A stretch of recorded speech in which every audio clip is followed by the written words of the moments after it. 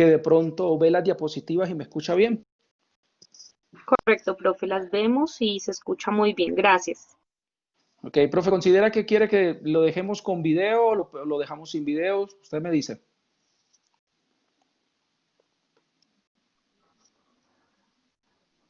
Así está perfecto también con video si lo quiere, profe.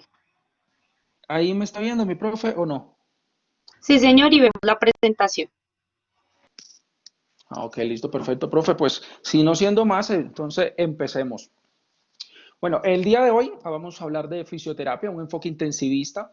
Y para dar inicio, pues siempre realmente está el término de fisioterapia intensivista y se escucha como bastante grande, pero que a la vez es un tema muy interesante y que muchísimas veces no es tan conocido por diferentes profesionales. Inclusive en Colombia casi no se utiliza el término de fisioterapia, fisioterapeuta intensivista, sin embargo es muy utilizado en México, pero da la casualidad que en, acá en México no hay realmente la especialidad en cardiopulmonar, sino que hacen cursos o se tienen que especializar por fuera. En Colombia, como la Iberoamericana tiene el posgrado en cardiopulmonar, principalmente en cuidado intensivo, y fíjense que realmente allá, en Colombia, donde hay múltiples universidades, casi el término no es utilizado, sino que se conoce más como el de rehabilitación cardiopulmonar o el de cuidado crítico. Pero realmente ambos o cualquiera de que usted quiera hacer referencia a cuidado crítico está bien utilizado. Es una especialidad muy interesante, muy hermosa. A mí me encanta, me fascina. Me encanta trabajar tanto en terapia intensiva como también en rehabilitación cardíaca, rehabilitación pulmonar. El día de hoy les voy a hablar es de muchísimas cosas que van alrededor de la terapia intensiva. La gracia es que me están escuchando muchísimas personas que o van a hacer la especialidad o están cursando ya la especialidad en la Iberoamericana. Entonces la gracia es como que tratar de reunir cuáles son todos esos tips o todas esas cositas que hace un fisioterapeuta intensivista. Ahora, ¿cuál es la imagen? Tenemos una imagen en donde realmente nos imaginamos este escenario y estas son las expectativas. No, es que yo no trabajo en terapia intensiva porque hay mucha sangre, porque todo el mundo anda caminando y corriendo de un lado a otro, hay muchísimo estrés, hay muchísima ansiedad, hay muchísimas mitos que en cierta manera se vuelven mitos. Realmente nosotros no encontramos nunca una terapia intensiva como esta imagen, ni estamos acostumbrados a ver tanta sangre. Siempre se hace uno que otro procedimiento, pero es un procedimiento que de pronto llega el médico y de pronto hace una cardioversión o coloca un catéter o realiza un procedimiento muy mínimo y muy rápido. Pero estos escenarios son más como de urgencias. Ahora, un fisioterapeuta que tenga la especialidad en cuidado crítico o que sea rehabilitador cardiopulmonar también puede trabajar sin ningún problema en urgencias. Este es más un escenario de urgencias, pero no propiamente un escenario de terapia intensiva. Entonces a veces dicen, no, es que yo trabajo, no me gusta terapia intensiva porque hay mucha sangre. No, está la adrenalina, pero realmente la realidad de terapia intensiva es un ambiente muy limpio, es un ambiente muy tranquilo, un ambiente en donde realmente es todo como que silencio y solamente se escuchan en los ventiladores, se escuchan son las bombas de medicamentos, se escucha solamente como que cierta, no tranquilidad, porque realmente trabajar en terapia intensiva siempre está un riesgo de que el paciente, como decimos, está un poquito más allá que acá, pero sí está como que esa sensación de que hay un poco de estrés, pero no es el ambiente que uno está acostumbrado en donde realmente uno corre o hay muchísima sangre. Es más un escenario de urgencias, pero el de terapia intensiva no es más como las imágenes que ustedes ven acá versus las que ustedes vieron en urgencia. Resaltando, un fisioterapeuta cardiopulmonar y que tenga experiencia o la especialidad en cuidado crítico se puede desempeñar tanto en terapia intensiva como terapia en urgencias. Ahora, realmente realmente existe, por decirlo así. Ahí la gracia es saber intervenir a los pacientes y hacer tratamientos desde el punto de vista de fisioterapia, pero medicina basada en evidencia. Entonces, realmente la fisioterapia intensivista realmente sí tiene ese enfoque de medicina basada en evidencia. Pues les quiero iniciar la presentación solamente mostrándole unos papers de rapidez, pero solamente para mostrarlo y que ustedes vean todo lo que está alrededor del fisioterapeuta intensivista, pero luego se van a desglosar cada una de las funciones del fisioterapeuta.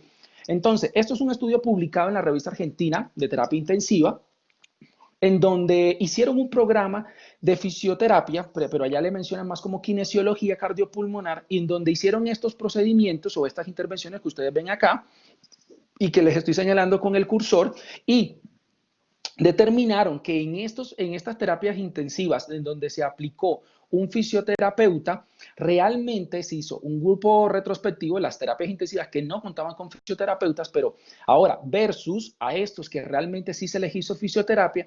Y fíjense que acá, espero que usted pueda alcanzar a ver el cursor, donde dice días de estancia en UCI. Fíjese que fue muchísimo mejor en el grupo que se le hizo fisioterapia. Los pacientes que tuvieron ventilación mecánica también fue muchísimo menor en comparación con el grupo que no se le hizo fisioterapia, lo cual es interesante y el artículo concluye diciendo que uno de los factores determinantes que influyó en la reducción de los días de ventilación mecánica y de la estancia en UCI fue la kinesioterapia. Entonces, lo cual es súper importante. En este estudio randomizado, también hicimos perdón, no soy el autor, pero en ellos los autores también hicieron las mismas comparaciones del grupo que se le hace fisioterapia versus el grupo que no se le hace fisioterapia y lograron concluir que los pacientes que se les realizó fisioterapia son pacientes que su estancia hospitalaria fue mucho menor y que la recuperación fue mucho mejor en comparación con el grupo control que no recibió fisioterapia intensivista, por decirlo así. Ahora bien, en este otro estudio realizado en Arabia Saudita, lo que hicieron fue comparar el CPAP versus la fisioterapia pulmonar comparado, o sea, CPAP con terapia pulmonar en un mismo grupo versus el grupo de fisioterapia pulmonar con el incentivo respiratorio. Y fíjense que acá nos compararon, el rojo es el que realizaron los fisioterapeutas, aplicaron el CPAP sumado con la fisioterapia pulmonar y fíjense que en todos, después de 12, 24, 48, inclusive después de la hospitalaria, los pacientes tuvieron una mejor capacidad respiratoria en vez del grupo que solamente se le hizo fisioterapia convencional, solamente utilizando el inspirómetro. Ahora, siempre hemos dicho, o siempre nos han dicho, que a veces tenemos mucho miedo de atender los pacientes de terapia intensiva porque son los pacientes que están muy malitos, nos dice, o los pacientes que tienen comorbilidades y complicaciones. Este paper se los pongo porque me pareció súper interesante. ¿Por qué? Fue realizado en Brasil y fue una intervención, también fue un randomizado, en donde se le hizo fisioterapia a los pacientes que eran postquirúrgicos de revascularización miocárdica. Para que usted me entienda, ¿qué es una revascularización miocárdica? La revascularización miocárdica es el típico paciente que se infartó y ese paciente tiene una oclusión en alguna arteria coronaria. Les voy a poner un ejemplo, la arteria coronaria, la descendente anterior. Entonces el paciente llegó infartado a urgencias y el médico dice vamos a hacer una revascularización miocárdica. ¿En qué consiste? Para que usted vea la complejidad de este procedimiento y que sin embargo de la complejidad el fisioterapeuta lo puede atender sin ningún problema. El paciente obviamente está bajo anestesia, entonces el paciente está en decúbito supino y el médico lo que hace es, si quieren míreme a mí, coge el bisturí y lo que hace es abrir la piel, la epidermis, luego se encuentra con el esternón, luego coge una sierra y lo que hace es abrir completamente el esternón, es decir, lo fractura, lo rompe. Luego coloca, como por decirlo así para que usted me entienda, si no ha tenido la posibilidad de entrar a un quirófano de cardiovascular, es como si fuera el gato hidráulico para levantar el carro. Lo único que es aquí es de forma como si fuera un volante y van dando vuelta para expandir todo el tórax. El tórax queda completamente expuesto y se logra visualizar el corazón latiendo. ¿Y cuál es la revascularización miocárdica? Entonces viene el médico, ve la oclusión y, por ejemplo, si usted es auricular, imagínese que esta es la arteria coronaria. Aquí tiene la oclusión. Lo que hace el médico es que necesita hacer un puentecito, es decir, que la sangre venga desde acá por la coronaria y necesita pasar por acá. Entonces necesita coger un injerto, principalmente lo hacen de la vena safena en miembros inferiores o de la mamaria interna. Toman un pedazo de esa vena y el médico lo que hace es tener el corazón y lo que hacen es suturarlo aquí y suturarlo acá. Es decir, que cuando la sangre viene por este procedimiento, pasa por acá, se mete por el injerto y pasa por acá. Es decir, le hace como estilo de un puentecito. Luego que el médico ya hace la sutura y demás, obviamente sutura donde se realizó donde tomó el injerto, hace el puente para hacer la revascularización miocárdica y otra vez regula el flujo sanguíneo. Luego de esto, el médico, ya que vio que el corazón y la revascularización quedó bien, puede hacer una revascularización simple o en su efecto puede ser una revascularización aortocoronaria, es decir, coge del puente, en vez de hacerlo aquí pequeñito, lo que hace es que el injerto vaya desde la aorta y caiga directamente después de la oclusión de la arteria coronaria.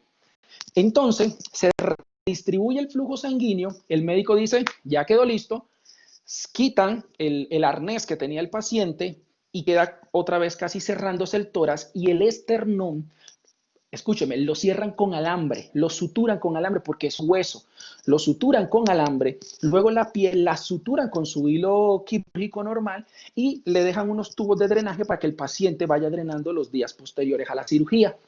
Es un paciente que el simple hecho de abrirle el tórax es un paciente que las presiones tanto intrapulmonares han quedado completamente afectadas porque igualaron presión con la presión atmosférica. Es un paciente que, imagínese, usted se golpea el dedo pequeño del pie y le duele muchísimo. Imagínese ahora que le abrieran, le fracturan completamente el esternón para hacerle este tipo de procedimiento. Imagínese después de la anestesia, después de 6 horas que el paciente despierte, el dolor tan impresionante. O imagínese usted cómo va a ser toser. Ahora, a ese tipo de paciente, que es un paciente realmente complicado, es un paciente que realmente es de alto riesgo, eso fue lo que se le hizo en este artículo. A esos pacientes se les hizo fisioterapia intensivista y realmente se demostró que los pacientes que tenían revascularización miocárdica y que se les aplicó fisioterapia, miren aquí en esta tabla, que el tiempo de extubación fue muchísimo menor en el grupo experimental versus el grupo control que no le hicieron fisioterapia. La compliance, que es la distensibilidad, fíjense que fue muchísimo mayor en el grupo de fisioterapia versus el grupo que no se le hizo. Y la oxígeno fue muchísimo mayor en los pacientes que hicieron fisioterapia versus a los que no se lo hicieron. Y no solo eso, los pacientes que recibieron fisioterapia intensivista, fíjense que este grupo experimental tuvo menos complicaciones versus el grupo que no recibió terapia, fisioterapia. Entonces, fíjense que no solamente mejoró la compliance, la oxigenación, el tiempo de extubación, sino que también redujo las complicaciones pulmonares de estos pacientes. Entonces, si realmente usted se imaginó este procedimiento que le explicó y con todo y eso se le hizo fisioterapia y mejoraron más que los que no se le hicieron, realmente la fisioterapia intensivista, bien hecha y basada en evidencia, es realmente impactante en los pacientes de terapia intensiva. Ahora, en este otro ensayo clínico, determinaron para ver si realmente la fisioterapia ayudaba para disminuir la neumonía asociada a la ventilación mecánica. Y fíjense que aquí te lo subrayo en rojo, en donde dice que disminuye la ocurrencia de la neumonía asociada a la ventilación mecánica, lo cual es súper importante. Ahora, una de las cosas más importantes que nosotros como fisioterapeutas con especialidad en cardiopulmonar es la movilización temprana del paciente en UCI. Eso es súper fundamental. Ahorita está en su boom y ahorita todo el mundo anda hablando de terapia intensiva, la movilización temprana. Pero a ver, chiquillos, esto se viene hablando desde hace muchísimo. La evidencia es abrumadora cuando se habla de terapia de movilización temprana. Solamente le voy a poner un solo metaanálisis, que es este que les presento, y en donde los autores de ese metaanálisis, miren todos los artículos, ensayos clínicos, estamos hablando de un metaanálisis que en la pirámide de metodología lo que más tiene evidencia son ensayos clínicos, las revisiones sistemáticas y en lo más punto o lo más alto de la pirámide son los metaanálisis. Entonces, los metaanálisis, este metaanálisis se realizaron con puros ensayos clínicos y fíjense que el más antiguo fue de 1998, es decir, que hace más de 20 años se viene haciendo movilización temprana, que ahorita se han dado cuenta de que realmente sí funciona y que han perdido el miedo, los médicos y el grupo interdisciplinario, para soltarnos los pacientes, porque hay que reconocerlos. Antes de pronto todo el mundo decía, es que el que está en terapia intensiva es como que, míreme, no me toque, porque en cualquier momento se puede ir hasta el más allá, ya está viendo el túnel. No. En este caso, ahorita ya nos están soltando más. Inclusive, fíjense que publicaciones desde 1998 hasta las más recientes del 2019, hace que menos de un año. Ahora, ¿qué concluyeron estos autores? Porque fíjense que los estudios que fueron seleccionados no solamente fueron en Colombia, México, o alguno de ellos, porque, bueno, resaltando la verdad, solamente estaría Brasil de Latinoamérica, del resto no hay ningún otro país latinoamericano. Bueno, resaltando que Brasil tiene un fuerte en fisioterapia cardiológica. Son muy fuertes. Ahora, fíjense que todo ese metaanálisis nos conlleva a algo muy importante. Las conclusiones dicen que la movilización temprana disminuye la incidencia de la debilidad adquirida en UCI, mejora la capacidad funcional, nos dice que incrementa los números libres de ventilación mecánica, lo cual es súper importante. Entonces, realizar movilización temprana en nuestros pacientes, el fisioterapeuta, que es el que realiza movilización temprana, impacta súper importante en mejorar la capacidad funcional, en evitar la debilidad adquirida en UCI y además hace que los pacientes los estuve muchísimo más rápido con nuestra participación. Mejoramos la capacidad pulmonar. Este es un método. Yo soy el autor de este método, lo hicimos también en nuestro grupo de investigación. Es el estudio más grande a nivel mundial que se ha hecho con el inspirómetro, que es el método Hopper. Lo acabamos de sacar hace unos meses, fue un ensayo clínico aleatorizado, doble ciego. Los que saben de metodología de la investigación saben que esto es lo más wow y lo más difícil de hacer. Demoramos 2 años haciendo esta investigación con un inspirómetro y un modo de utilizarlo de manera diferente, que no lo voy a abarcar ahorita, sino que lo voy a abarcar más adelante para explicarle cómo es y que de pronto los que están escuchando esta charla, pues aprendan cómo se hace y que pues lo pueden replicar y determinar si les sirve o no les sirve.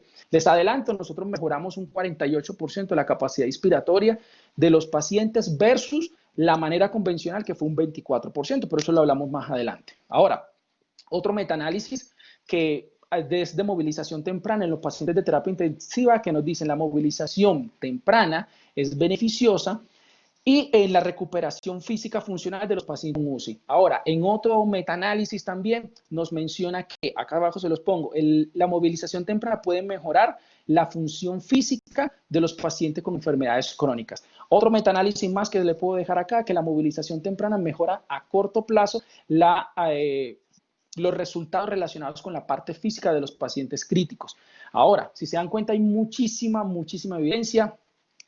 A veces uno habla con tanta pasión de la terapia intensiva, de estudiar terapia intensiva, porque es que es un mundo diferente. A veces en pregrado nos dan un brochecito solamente como que todo lo que podemos hacer en terapia intensiva, pero realmente vale la pena estudiar un posgrado y que realmente uno se salga del molde de lo que nos enseñaron en pregrado y finalmente en posgrado hacer una especialidad en cardiopulmonar, más si es en cuidado crítico. Entonces, ahora, solamente les mostré un maquillaje de todo lo que hay de evidencia para que ustedes se den cuenta que la fisioterapia intensiva no es algo que se inventó la Ibero solamente para vender un programa, sino porque realmente hay muchísima evidencia que nos dice que los fisioterapeutas somos clave pieza, somos ineludiblemente especiales en el equipo interdisciplinario. No puede haber ninguna terapia intensiva si no hay fisioterapeutas y se los voy a mostrar en esta conferencia. Ahora bien, para resumirles todo lo que les dije de artículos científicos, le voy a poner un checklist de todo lo que podemos hacer los fisioterapeutas intensivistas. Uno, que a mí me encanta y me fascina, evitamos el desacondicionamiento físico y el reposo prolongado. Un paciente que está en terapia intensiva es un paciente que está acostado, es un paciente que tiene un tubo endotraqueal, puede que esté consciente o puede que no esté consciente, porque puede que esté unido al ventilador mecánico bajo una modalidad controlada y que esté súper sedado y con un RAS súper bajito.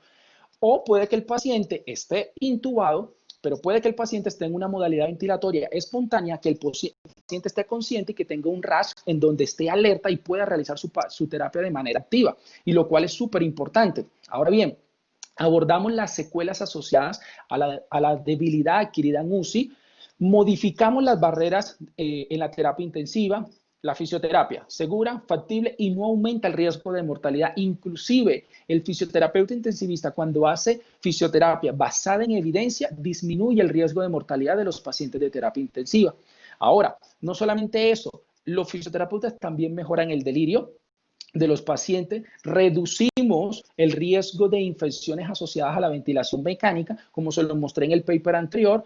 Tenemos que promovemos la reducción de la sedación, mejoramos la capacidad pulmonar e independencia del paciente, generamos mejores resultados funcionales y reduce de manera significativa los gastos hospitalarios. Pues obvio, si el paciente lo sacamos más rápido de terapia intensiva, pues los costos son muchísimos menos. Ahora, eso es de lo que vamos a hablar el día de hoy. Usted tiene que terminar esta charla sabiendo bien exactamente qué es lo que hacemos y todo es basado en evidencia con artículos científicos, lo que les voy a explicar. Entonces, quiero resaltar algo muy importante.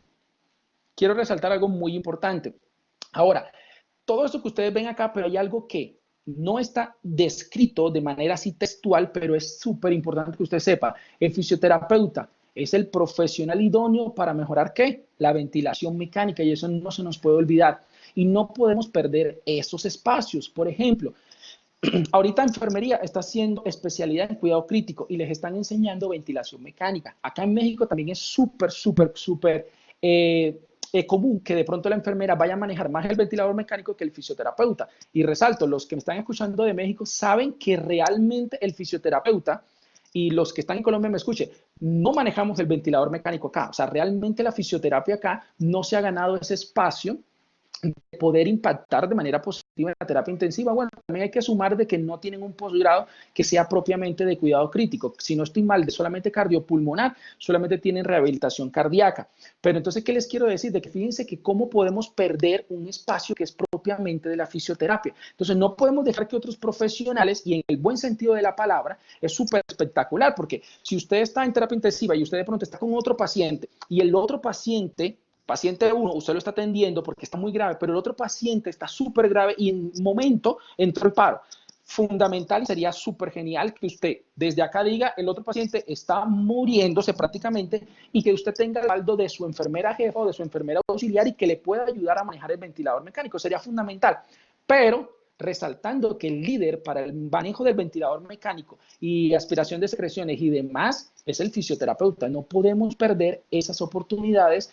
Es como, por ejemplo, cuando nosotros los fisioterapeutas en terapia intensiva decimos, no, es que voy muy de afán, hoy no tengo ganas o no tengo tiempo. Enfermera, tú me haces un favor, me le puedes sacar gases arteriales. El simple hecho de soltar una función que es propia de la fisioterapia, perdemos espacios y no podemos perder esos espacios. Ellas con mucho gusto te dicen, no, sí, claro, doc, yo le hago, y te sacan los gases arteriales, pero indirectamente estamos perdiendo un espacio que no podemos perder de nuestra profesión. Entonces, la ventilación mecánica es súper fundamental. Muchos le tienen miedo, pero después que uno le empieza a estudiar y con buenos profesores, ventilación mecánica, uno le entiende súper sencillo.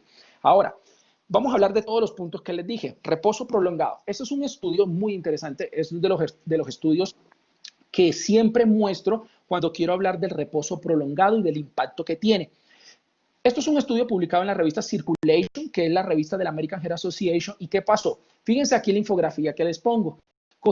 Tomaron a unos pacientes en 1966 y estos pacientes los acostaron en cama durante 20 días. Esos pacientes tenían que permanecer durante los 20 días acostados en cama, recibiendo comida, viendo televisión, todo lo que querían hacer, pero tenían que estar en cama. Y fíjense que estos pacientes en 1966 tenían un VO2, es decir, un volumen máximo de oxígeno de 93, pero después de las 3 semanas, es decir, después de los 20 días, su VO2 bajó, como lo muestra aquí la infografía, en un 31.8, es decir, bajó casi más de 10 puntos aproximadamente, ¿no es cierto? En tan solo 20 días de estar acostados. Ahora, los pacientes terminaron el estudio solamente 20 días, listo, tomamos muestras de VO2 al inicio y al final, 20 días y ya tenemos valores iniciales y finales. Listo, los pacientes se fueron. Después de esto, pasaron 30 años, escúchame bien, pasaron 30 años en donde otros investigadores dijeron, vamos a buscar a los mismos participantes. ¿Y qué hicieron? Buscaron los mismos participantes que estuvieron acostados en las camas durante 20 días. ¿Y qué fue lo que hicieron? Tomémosles el VO2 como está ahorita. Y fíjense, como lo muestra acá, en 1966 tenían un VO2 de 43. 30 años después, su VO2 era de 31. Si usted no me ha entendido, yo se lo explico. ¿Qué quiere decir eso? Que 20 días estar en cama bajó hasta 31.8. Los pacientes se fueron y volvieron a su VO2 normal porque siguieron con su vida cotidiana, otra vez a 43. Pero 30 años después volvieron a sacar el VO2, 30 años después y quedó en 31. Es decir, la conclusión más fuerte de esto, ¿qué quiere decir eso? Que 20 días de reposo en cama es igual o peor que 30 años de envejecimiento normal, para que usted escuche eso. ¿Qué quiere decir? Que los pacientes les disminuyó el VO2 casi igual que 30 años de vida normal, para que usted tenga el impacto tan fuerte que tiene estar solamente acostado. Ahora imagínense los pacientes que demoran un mes o un mes y medio en terapia intensiva. ¿Cómo estaría el VO2? Y estaría realmente impactando súper fuerte este reposo prolongado. Les muestro un caso, este es un caso reciente. Olvidemos que es un paciente de COVID, por favor. No es el caso. Lo que yo quiero hablar ahorita es de que este paciente es un enfermero, imagínense, es un enfermero de Estados Unidos en donde le dio coronavirus. El enfermero lo intubaron, estuvo 6 semanas hospitalizados y este enfermero después de las 6 semanas, fíjense cómo era, súper acuerpado, un cuerpo muy bien definido. Y después de pasar 6 semanas con intubación endotraqueal, miren cómo quedó. Ahora, que usted me diga, son muchísimos aspectos para saber que es muy reciente la publicación, que es muy buena, primero porque tiene un iPhone 11, ¿qué quiere decir eso? Y bueno, un iPhone 11 Pro, o sea, que no es lo mismo. ¿Qué quiere decir eso? Que el iPhone salió hace poquito, creo que fue el año pasado. ¿Qué quiere decir eso? Que esta publicación es súper, súper reciente.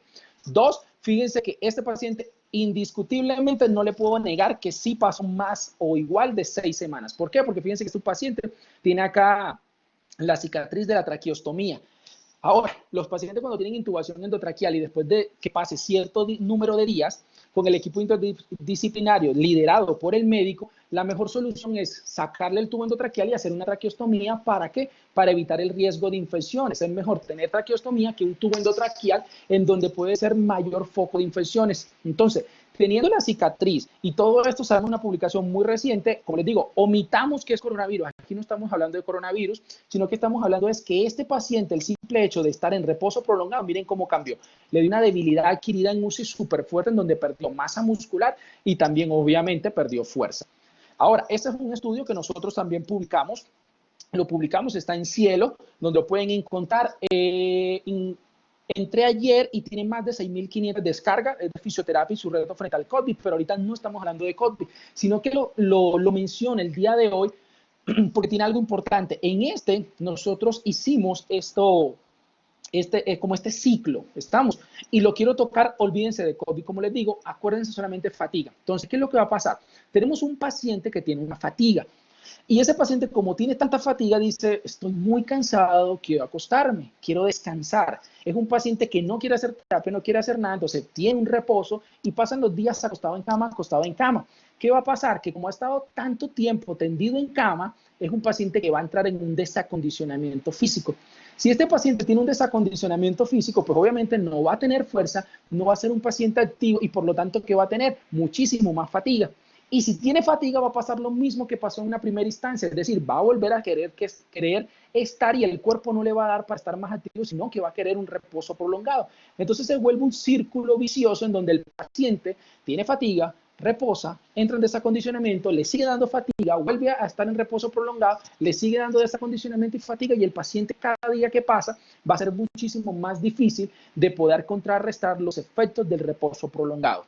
Ahora, en este estudio de los efectos de la rehabilitación temprana en pacientes con ventilación mecánica, fíjense algo súper interesante. Nos dicen que el grupo que realizó rehabilitación temprana disminuyó los días fuera de cama, es decir, se pararon más rápido de la cama en comparación con los que no recibieron fisioterapia. Pasaron de 3.8 días versus a 7.3 días, que fueron los que no recibieron fisioterapia. Ahora, fíjense que los pacientes que recibieron fisioterapia tuvieron menos tiempo en ventilación mecánica. Es decir, que la fisioterapia impacta de manera positiva para evitar que el paciente demore tanto tiempo con intubación endotraqueal. El grupo de fisioterapia, la media fue de 5.6 días con una desviación estándar de 2.1 versus 12.7 días, es decir, casi el 50% más se demoraron más en ventilación mecánica los pacientes que no recibieron fisioterapia. Y no solo eso, la fisioterapia también impactó en los días en UCI. Fíjense que se demoraron en promedio 12.7 días y los que no recibieron fisioterapia se demoraron 15 días. Entonces, fíjense que la fisioterapia con una movilización temprana impacta de manera positiva. En este otro estudio, también un ensayo clínico en donde trataron de determinar algo muy importante. Si el paciente nos tiene una intubación endotraqueal, imagine que estas son las cuerdas bucales, el tubo endotraqueal lo que hace es introducirse en las cuerdas bucales y todo el tiempo está abierto. Ahora, cuando el paciente tiene una modalidad ventilatoria, en donde tiene una modalidad controlada, es donde el ventilador mecánico suple las necesidades ventilatorias de mi paciente. ¿Qué quiere decir eso? Que acuérdense que el diafragma es el músculo principal para realizar la respiración. ¿Qué quiere decir eso? Que en estos momentos, como el ventilador mecánico me está supliendo las necesidades, es un paciente que va a empezar con una atrofia y una disfunción diafragmática. ¿Por qué? Pues porque no se está contrayendo el diafragma, porque ¿qué? El ventilador le está dando oxigenación. Entonces, en ese estudio lo que hicieron es, bueno, si realmente el paciente tiene una intubación endotraqueal y ya sabemos que me va a dar un desacondicionamiento físico y una atrofia diafragmática, ¿será que la fisioterapia impacta de manera positiva? Y lograron determinar que la ventilación mecánica efectivamente conduce a una disfunción diafragmática, mientras que la movilización temprana puede retrasar la atrofia diafragmática y la disfunción sistólica en pacientes con ventilación mecánica. ¿Qué quiere decir eso? Que indiscutiblemente la fisioterapia se impacta de manera positiva en este tipo de pacientes que son expuestos a terapia intensiva y que están propensos a una atrofia diafragmática. Ahora, en este otro estudio, en donde fíjense que un grupo se le hizo realmente fisioterapia y el otro no, fíjense que los pacientes que recibieron intervención, que son los azules, duraron menos días en UCI, demoraron menos días para salir del destete ventilatorio, es decir, que el paciente ya no tuviera la intubación endotraqueal y que dependiera de la ventilación mecánica, fue mucho menor en los pacientes que recibieron fisioterapia versus los que no recibieron. Ahora, este reposo prolongado va muy de la mano con algo que se llama debilidad adquirida en UCI. Y esto es importante que usted lo sepa. Ahora, si usted, mi querido fisioterapeuta, sabe hacer Daniels y sabe hacer Kendall, pues no tiene mucha complica porque realmente la que más utilizamos para saber si el paciente tiene una debilidad adquirida en UCI es la Medical Result Council, que es esta escala, que fíjense que va de 0 a 5, igual que el Kendall y el Daniel. La única diferencia es que el Daniel y el Kendall, acuérdense que hace ese examen muscular es por músculo individualmente. En esta Medical Result Council lo que hace es por grupos musculares. Por ejemplo, mira ABD de hombro. Yo no estoy mirando aquí ni el supraespinoso ni el deltoide de fibras laterales, sino que estoy mirando el conjunto de músculos, cuánto es la puntuación de examen muscular que tiene. Ahora bien, en esta publicación, es una publicación bastante vieja, pero no es porque sea vieja. Todas las que le ha hecho han sido nuevas, pero esta es porque es la original y no se ha modificado desde hace años. ¿Por qué? Porque no ha sido necesario, es realmente efectiva. Para usted poder aplicar esto, y se lo voy a explicar para que lo sepa, todo fisioterapeuta que trabaja en terapia intensiva necesita siempre determinar si su paciente tiene una debilidad adquirida en UCI.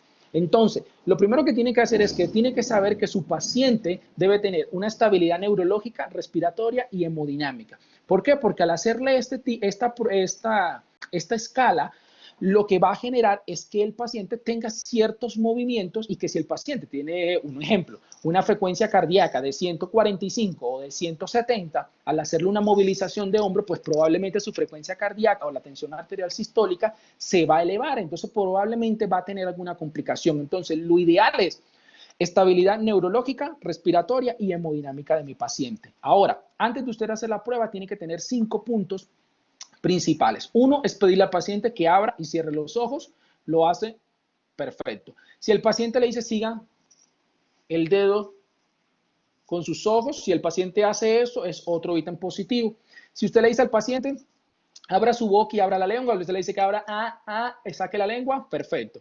Haga el gesto de sí con la cabeza y asiente la cabeza. Si el paciente hace esto, es otro punto positivo. Es decir, que todo lo que el paciente está realizando es que porque cognitivamente está bien y está recibiéndome orden. Y el último punto para saber si el paciente puede hacer esta escala es decirle al paciente que suba las cejas después de contar hasta 5. Es decir, 1, 2, 3, 4, 5. 1, 2, 3, 4, 5 y levanto. Si el paciente tiene un punto negativo de toda gesta, el paciente le puede hacer la escala y más bien evalúe por qué no tiene esto acá, porque no le entendió, tiene algún problema neurológico, el paciente está hemodinámicamente estable que no le permite realizar estos gestos, entonces es importante que usted lo sepa. Tiene que tener los 5 puntos positivos para usted aplicarla. Y como les digo, fíjense en esta escala de acá, es igualitica, o la interpretación es igual, mírenlo aquí en la pantalla, es igual a la que uno conoce con el Kendall y el Daniels, pero fíjense lo que vamos a evaluar, son 6 ítems. Una que es el ABD de hombro, flexión de codo, la flexión dorsal de muñeca, la flexión de cadera, extensión de rodilla y la flexión dorsal.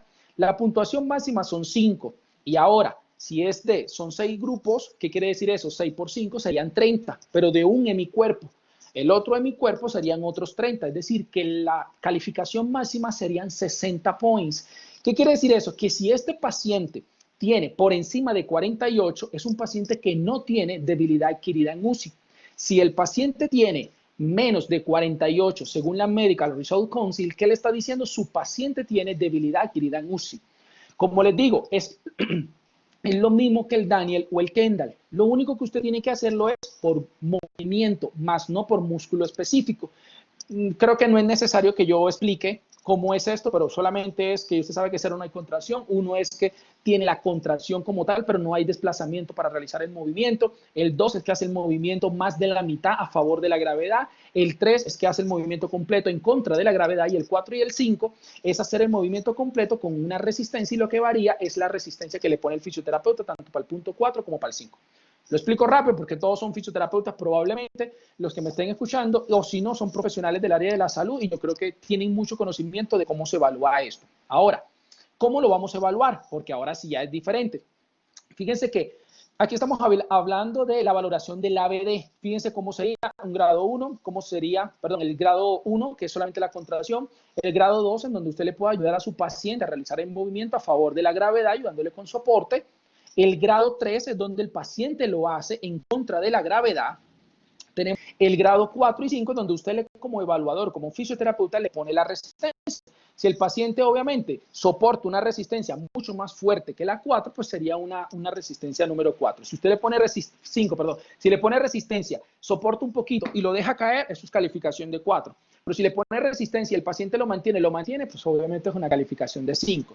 Repito, y perdonen que sea reiterativo, es lo mismo que Daniel o Kendall, lo único que no evaluamos músculo específico, sino el movimiento. Esto es para hacer flexión de codo, grado 1, 2, 3 y 4, como ustedes lo pueden visualizar en la imagen. Aquí para hacer la extensión de muñeca, esto es solamente la contracción. Acuérdense que no va a palpar aquí la muñeca, sino directamente donde se da. Acuérdense que la extensión de muñeca, acordándonos de clase de anatomía, es primer radial, segundo radial y cubital posterior. Hacemos aquí a favor de la gravedad. Aquí el grado 1 solamente contracción, grado 2 a favor de la gravedad.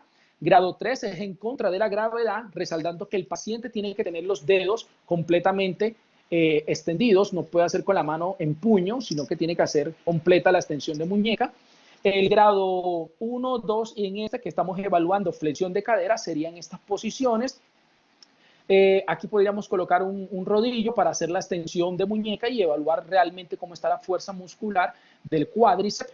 Y aquí para mirarlo del tibial anterior para la dorsiflexión y evaluar según la Medical Result Council cuánto sería la calificación. Y recuerden, va de 0 a 60 porque es en mi cuerpo. Usted evalúa y tiene máximo 30 puntos del lado derecho, máximo 30 puntos. El punto de corte que no se le puede olvidar es 48, 4, 8.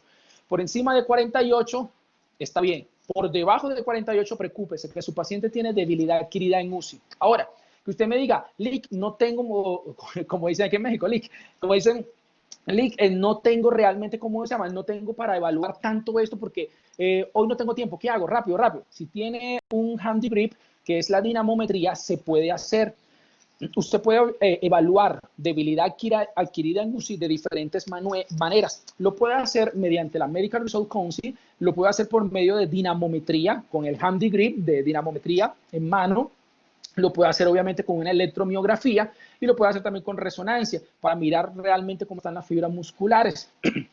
En este estudio, que es un metaanálisis que fue realizado en el 2018, en donde fue aproximadamente con 2 millones, fíjense que lo que hicieron fue determinar la fuerza prensil. Pero miren lo curioso y interesante de este metaanálisis. Recuerden, metaanálisis lo más plus en investigación. ¿Qué nos dice?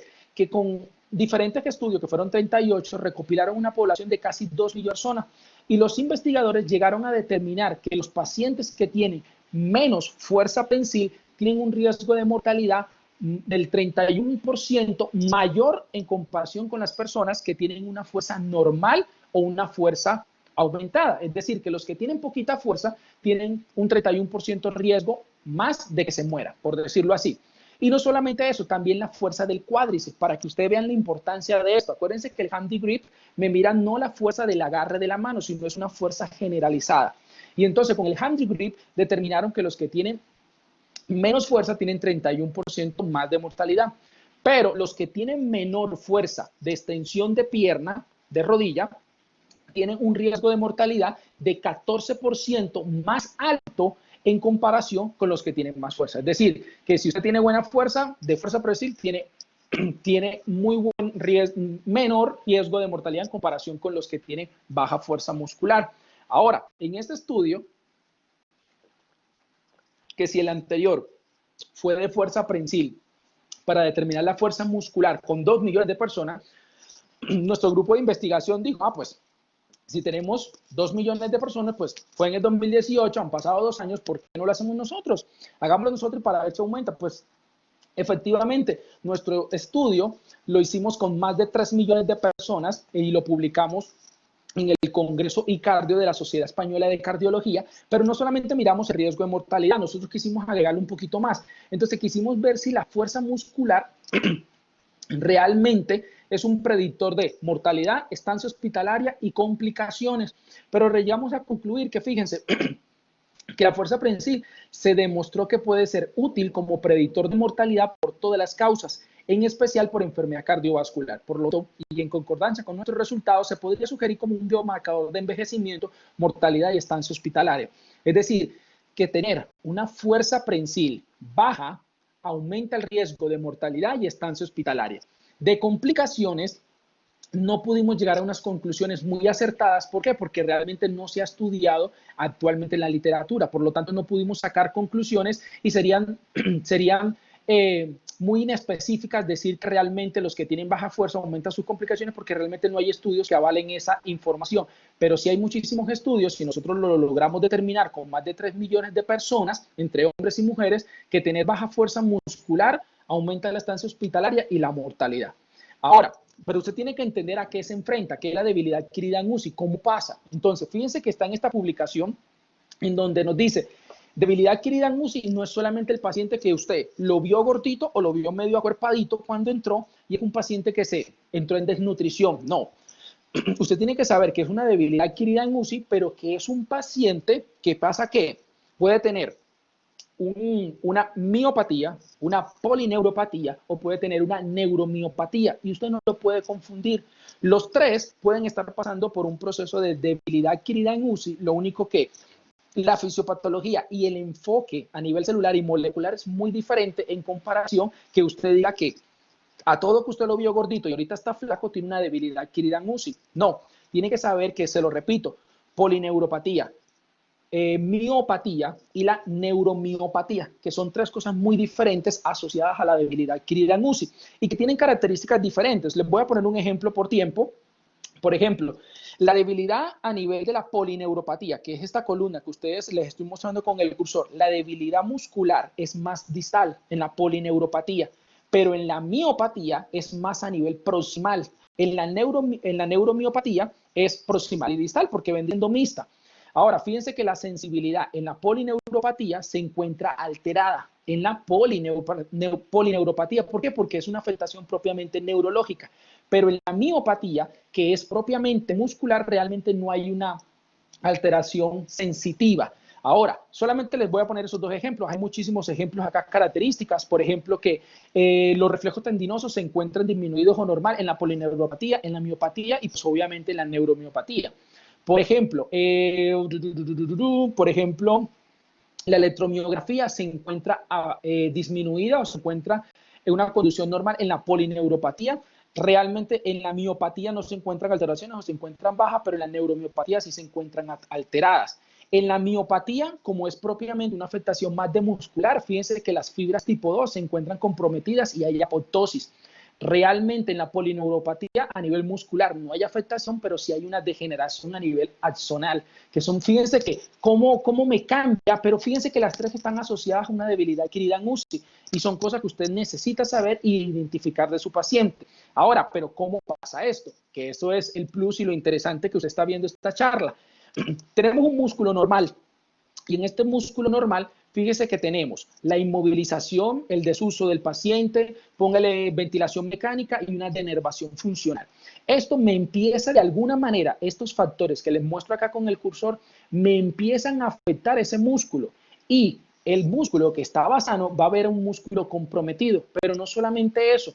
Cuando un paciente está en terapia intensiva, el paciente puede tener alteraciones neuroendocrinas, que estas alteraciones neuroendocrinas, como lo menciona la revista JAMA y la American Journal Respiratory Critical Care Medicine, nos dicen que estas alteraciones neuroendocrinas, sumado también con algunos de estos factores, lo que hacen es que haya una alteración del el equilibrio entre el catabolismo y el anabolismo que se da en el cuerpo.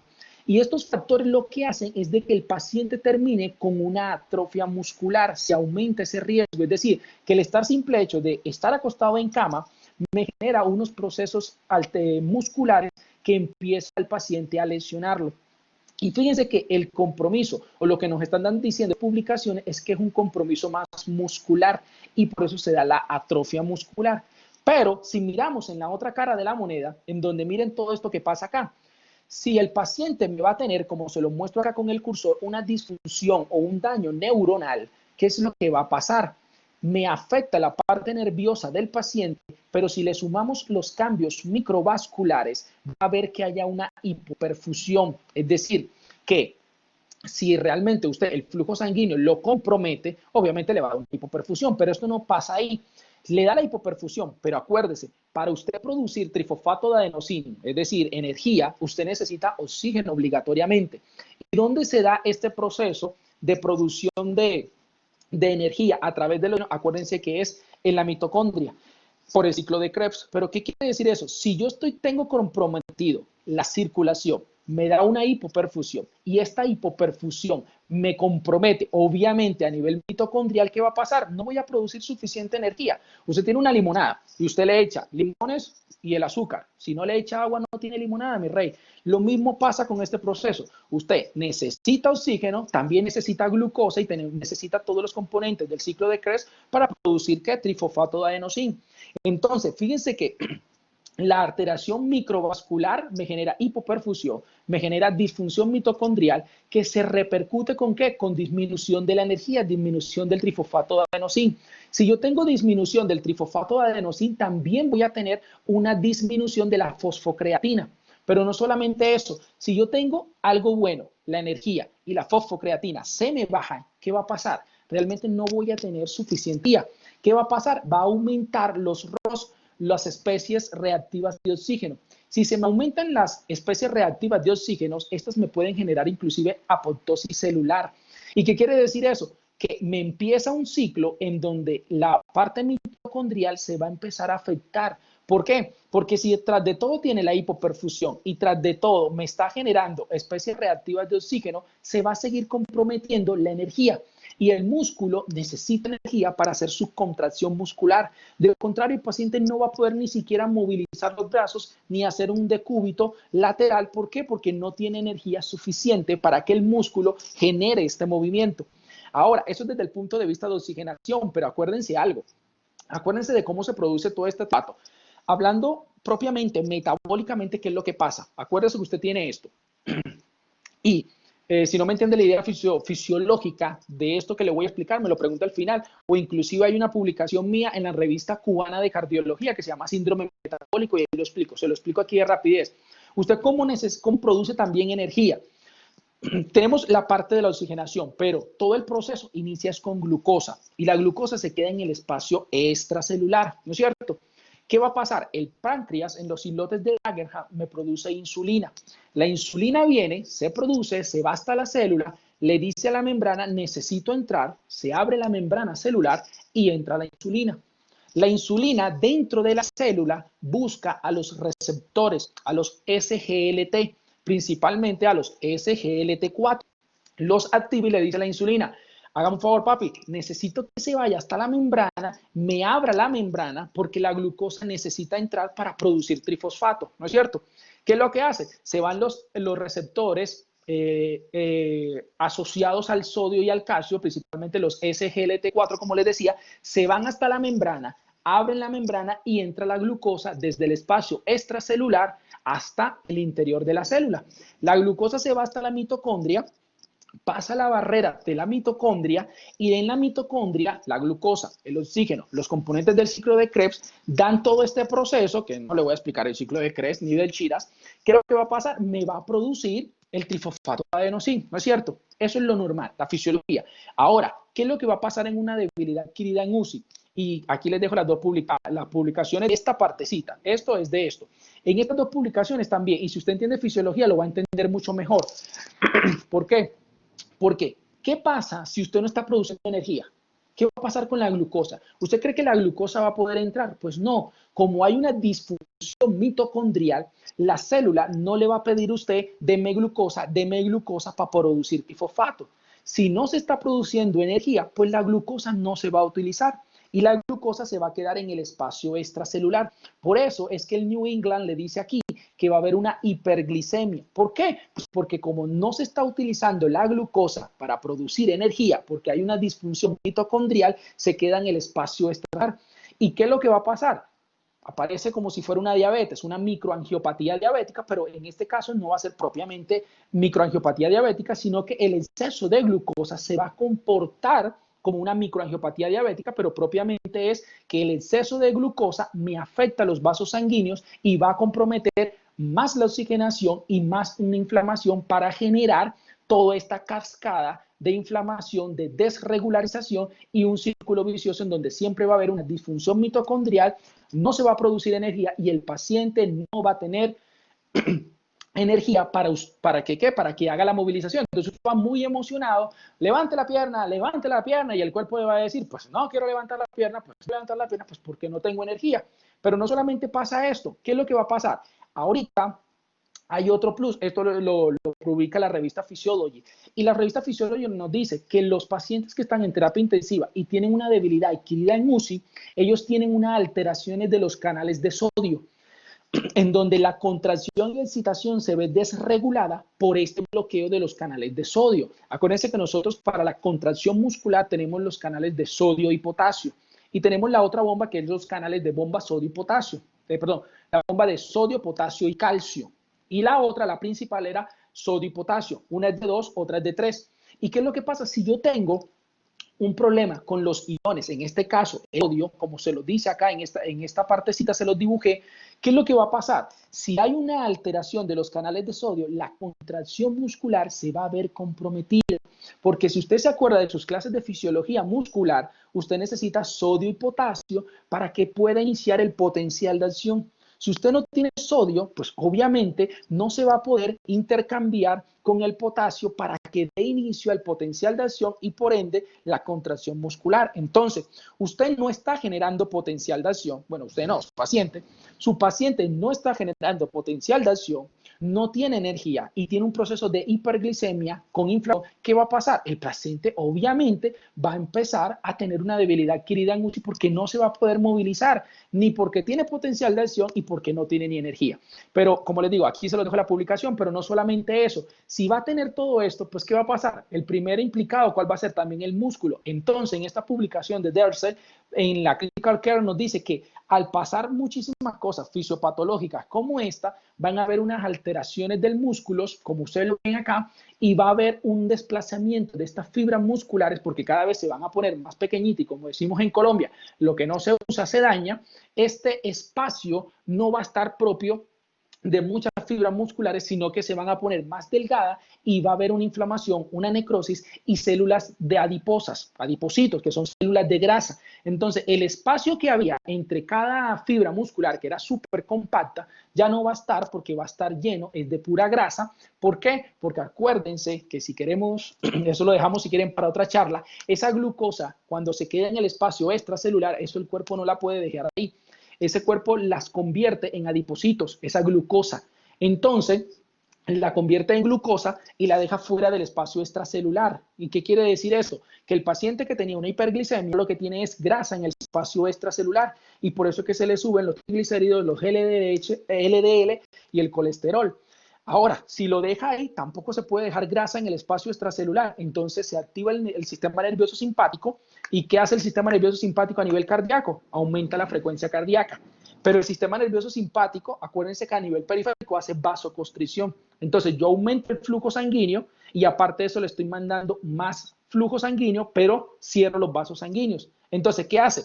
Paciente que tenía hiperglicemia, ya no tiene hiperglicemia, y si es muy aumentada, se convierte en diabetes. Si el paciente tiene esa grasa en el espacio extracelular, en los vasos sanguíneos, se convierte en dislipidemia. Si el paciente, por la activación del simpático, me sirve y me hace vasoconstricción, me convierte el paciente con una hipertensión arterial, pero la sigue viajando por el torrente sanguíneo. ¿Y dónde se va a acumular? En el aumento mayor y en el aumento menor, que quedan ubicados a nivel abdominal. ¿Y qué me le va a dar al paciente? Obesidad abdominal. ¿Y cómo se reúne todo eso hablando fisiopatológicamente, ya que les hablo de eso para no dejarle las ideas al aire? Se convierte en lo que se conoce como un síndrome metabólico, en donde si el paciente tiene 3 de las 5 patologías que mencioné, el paciente oficialmente está pasando por un síndrome metabólico. Volviendo al tema de esta parte de la debilidad adquirida en UCI, todo esto, fíjense que me va a convertir algo en ¿qué? En una disminución de la función del músculo. ¿Qué quiere decir eso, mis queridos? Que si se dan cuenta, acá en esta parte, en la izquierda, el compromiso era más muscular. ¿Por qué? Porque eran por factores como la ventilación mecánica, la denervación, el desuso y la inmovilidad, y por alteraciones del catabolismo y anabolismo. Y por eso me da la atrofia muscular. Pero en este, fíjese que es más un proceso metabólico, un proceso neurológico que me conlleva a la disminución de la función. ¿Por qué? Pues no voy a tener una funcionalidad porque no tengo ni energía, no tengo glucosa, no tengo producción de nada. Entonces, fíjense que los dos contextos son muy diferentes. El de la izquierda que les muestro acá vendría siendo más una debilidad adquirida en UCI, pero más de origen que como una miopatía. Y el de la derecha, que está acá, sería una debilidad adquirida en UCI, pero más como una polineuropatía. ¿Estamos? Ahora bien, en esta publicación del New England, súper interesante, nos muestra esta imagen súper hermosa. Y esta imagen súper hermosa les muestra esta imagen, la imagen A, que se la muestro con el cursor, que es toda una fibra muscular y todo esto que se ven acá. Son unas miofibrillas. Y la imagen claramente, como les digo, publicada en el New England, nos muestra es el desgaste musculoesquelético y por eso es que pintan como más rojito estas fibras musculares. Y nos están haciendo como asociación, si usted analiza bien la imagen, que hay una alteración vascular de estas miofibrillas y por lo tanto aquí se lo escriben una necrosis muscular, una pérdida de la fibra muscular. Entonces, esto es una debilidad adquirida en UCI, en donde principalmente en esta imagen nos muestra el New England 3 factores que ustedes los pueden ver aquí. Una es la isquemia microvascular, que se los pintan aquí en rojito. 2, una alteración del catabolismo. Y 3, es la inmovilidad. Entonces, en esta imagen, que es propiamente miopática, es decir, más muscular, una patología muscular, son 3 factores que me van a comprometer. Una es la parte microvascular que me conlleva a una necrosis, una apoptosis celular. 2, el catabolismo. Y 3, la inmovilización. Y en la imagen número B, que es esta que se los estoy mostrando acá, es más como una polineuropatía. Y nos muestra una degeneración axonal que se ve aquí claramente y que se los ponen acá, en donde principalmente nos quiere mostrar en esta publicación del New England también 3 factores, en donde nos dice, 1, la lesión microvascular con isquemia nerviosa. 2, una disfunción de los canales de sodio. Y 3, una lesión mitocondrial. Es decir, que el New England también va muy de la mano con la diapositiva y las múltiples evidencias que les mostré de cómo se da esta debilidad adquirida en UCI, en donde la imagen A es más de miopatía y la imagen B es más de polineuropatía. ¿Estamos? Ahora, en esta otra publicación nos menciona algo muy importante. Si yo les hablo de debilidad adquirida en UCI, principalmente muchos me van a decir, es que la debilidad adquirida en UCI son más como de los músculos grandes. Para nada. ¿Qué quiere decir esto? Por ejemplo, uno de los músculos que más se afecta son los músculos de la respiración. Músculo principal de la respiración, ¿cuál es? El diafragma. Entonces, si el paciente tiene una intubación endotraqueal, acuérdense lo que les explicaba, el ventilador me está supliendo la necesidad del diafragma. Entonces, ¿qué es lo que va a pasar? En esta imagen, en esta publicación nos dice, pacientes que tienen periodos largos de ventilación mecánica, de sepsis, de malnutrición y de medicamentos que le dan los médicos, como por ejemplo los corticoides, ¿qué es lo que va a pasar? Va a hacer que el paciente tenga más inflamación y más estrés oxidativo. ¿Y qué es lo que va a hacer esto? Va a haber un desequilibrio propiamente hablando entre quienes. entre la proteolísis, que es la degradación de proteínas, y entre la síntesis de proteínas. Entonces, esto debe haber siempre en el organismo de cualquier persona un equilibrio, pero por todos estos factores que les menciono, va a haber un desequilibrio, y este desequilibrio lo que me genera es una atrofia diafragmática. ¿Estamos? Pero ¿qué pasa?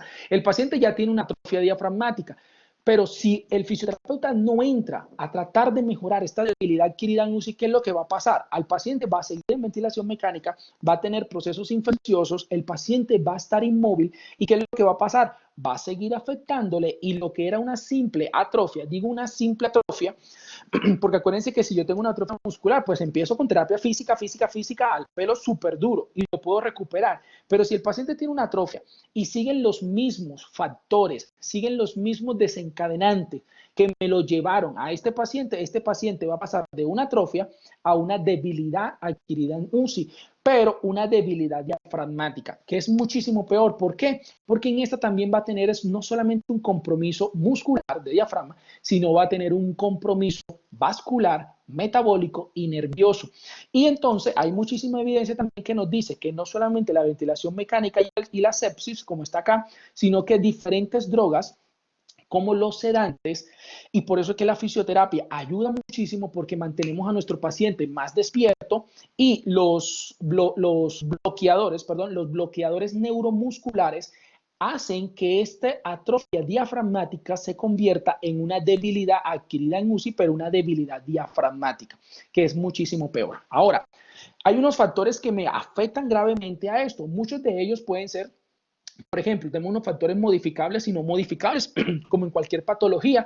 Acuérdense que los factores modificables son aquellos que yo tengo una injerencia para cambiar ese hábito o esa situación que me está haciendo más propenso de yo tener alguna enfermedad o de algún evento.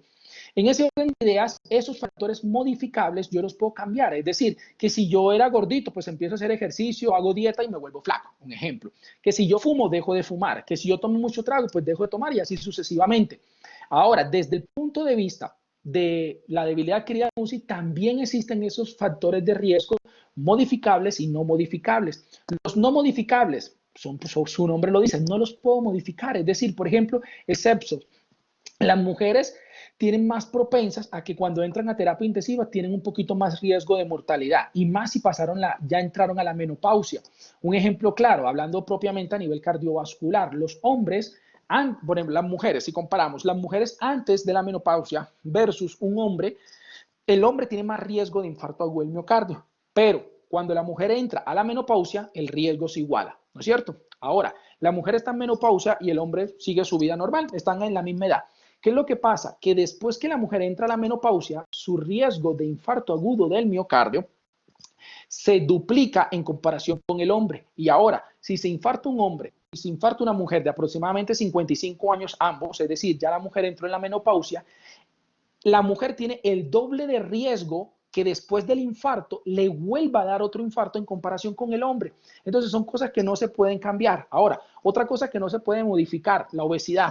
Sí, profesor, pero usted me acaba de decir de que el que era gordo se puede convertir flaco. Sí, pero en un lapso de tiempo mucho mayor. Ahora, si el paciente entra a UCI siendo obeso, siendo gordito, usted no dice, bueno, pues voy a hacer dieta y voy a hacer ejercicio en UCI. No, aquí no aplica eso. Ya esto se convirtió en un factor de riesgo no modificable. El que era gordito ya no va a bajar de peso de manera fisiológica y normal en terapia intensiva. Si ese gordito me baja de peso, es porque el paciente está teniendo una debilidad adquirida en UCI, en donde va a perder masa muscular y funcionalidad. Estamos, ahora está el gordito que se vuelve más gordo, pero no por peso o grasa, bueno, también por grasa, pero también es por la retención de líquidos. Entonces hay que evaluar todos estos tipos de cosas. Entonces, sabiendo estos, están esos factores de riesgo, como les digo, no modificables: obesidad, mujeres, y muchísimos procesos inflamatorios, como por ejemplo, inflamación sistémica, la falla multiorgánica. Son los pacientes que entran a UCI con falla cardíaca, obesidad, hipertensión, diabetes, síndrome metabólico, falla renal, y hasta le falta la vista, no sé, alguna cosa así. O sea, tiene los males habidos y por haber. Llega con cáncer pulmonar más todas las comorbilidades. O sea, un paciente que son súper complicados. ¿Qué quiere decir eso? Que esto hace que el paciente tenga muchísimos más factores de riesgo para que entre en una debilidad adquirida en UCI o simplemente un lactato alto. Este lactato alto lo podemos sacar por gases arteriales, es una función propia del fisioterapeuta. Y acuérdense que el lactato es un indicador, un biomarcador de procesos anaeróbicos. Acuérdense, si el lactato está alto, quiere decir de que está pasando toda la fisiopatología probablemente que yo les acabo de explicar, de que por qué pasa esto y que por qué disminuye la energía y se da una disfunción mitocondrial. Si se está dando esto, el paciente está entrando en procesos anaeróbicos y probablemente va a encontrar en la teoría de gases arteriales el lactato alto. Los modificables, pues si el paciente tiene una hiperglicemia, pues enseguida le dan medicamentos para bajarle la glucosa. La nutrición parenteral, pues eso lo cuadra el nutricionista. Si ve que el paciente no está teniendo suficiente alimentación para sus necesidades o su gasto de energía, los cambia.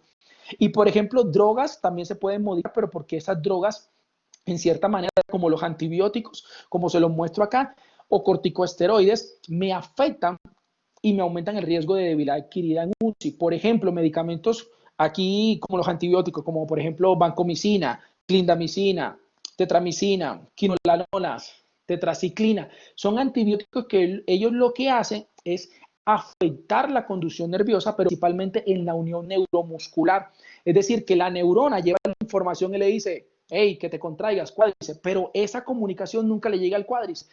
¿Por qué? Porque hay una interferencia por los medicamentos que está teniendo el paciente. Entonces, también las drogas, hablando propiamente farmacológicamente, medicamentos para el paciente, pueden hacer muchísimo beneficio, pero también me lo pueden complicar y aumenta el riesgo de debilidad adquirida en UCI. ¿Estamos?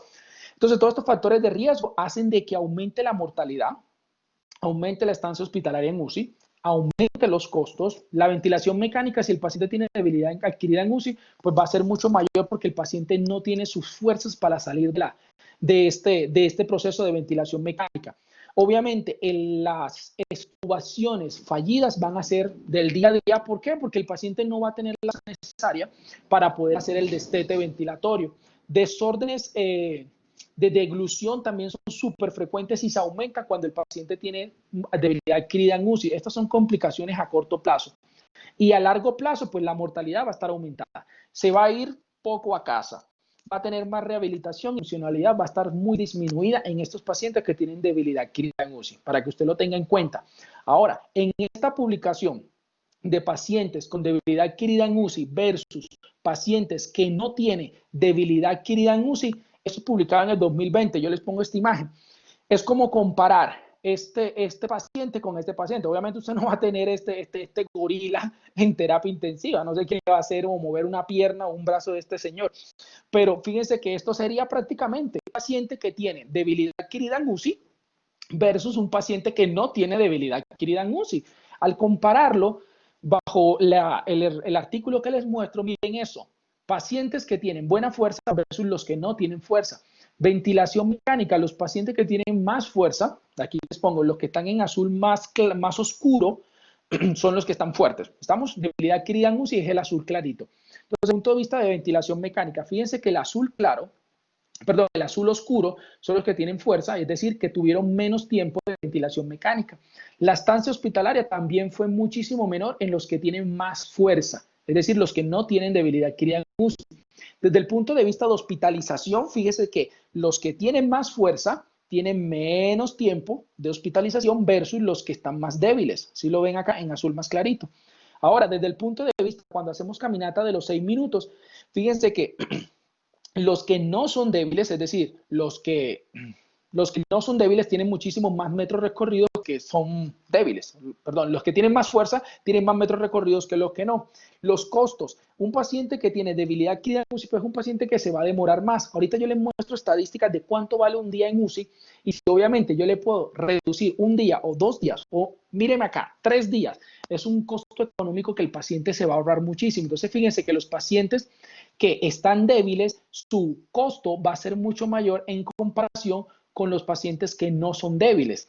Y en los pacientes que tengan para irse para casa o que tengan, los que se van para casa, los que no son débiles, weak débiles, los que no son débiles, fíjense que se van mucho más para la casa. No necesitan casi rehabilitación porque usted como fisioterapeuta lo rehabilitó y lo mandó para la casa.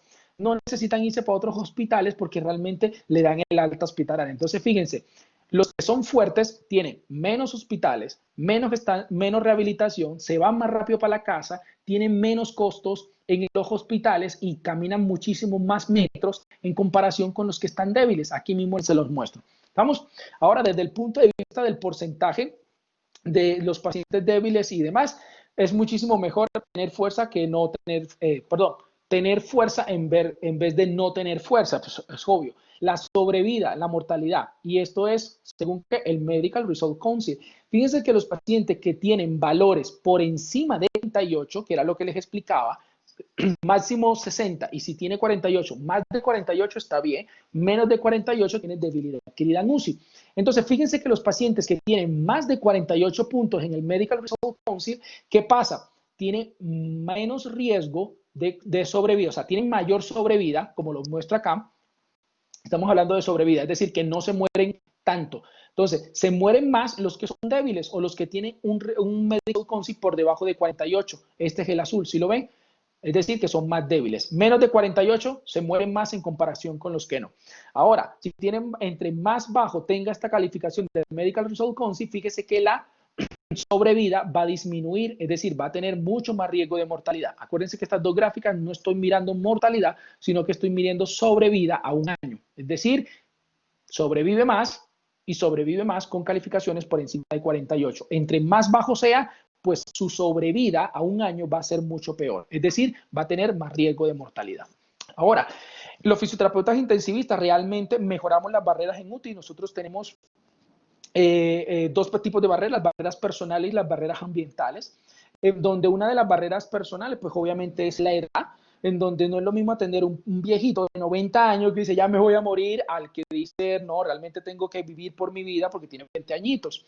Barreras como el género, acuérdense que casi siempre una de las barreras que nosotros tenemos, los que son hombres, cuando llegamos a terapia intensiva y nosotros como hombre atendemos a una mujer, acuérdense que esa batica, la persona se mueve y está sin ropa interior y demás, y siempre crea una barrera. Por ejemplo, usted le haga flexión de cadera, haga flexión de rodillas, son en donde se ve en cierta manera expuesta la paciente, entonces crea como estilo de una barrera.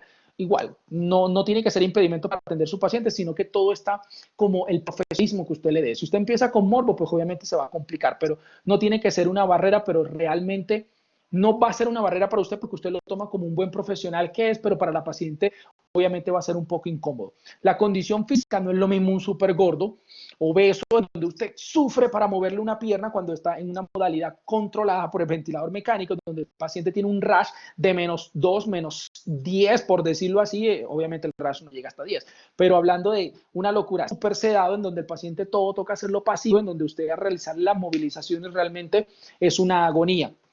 Las creencias, acuérdense que hay ciertas religiones que están en contra o por su religión evitan que se le hagan ciertos procedimientos, entonces esto también afecta su tratamiento. La actitud obviamente no está el típico paciente que dice, no, es que me voy a morir, ¿para qué me traes aquí? Ya me voy de este mundo.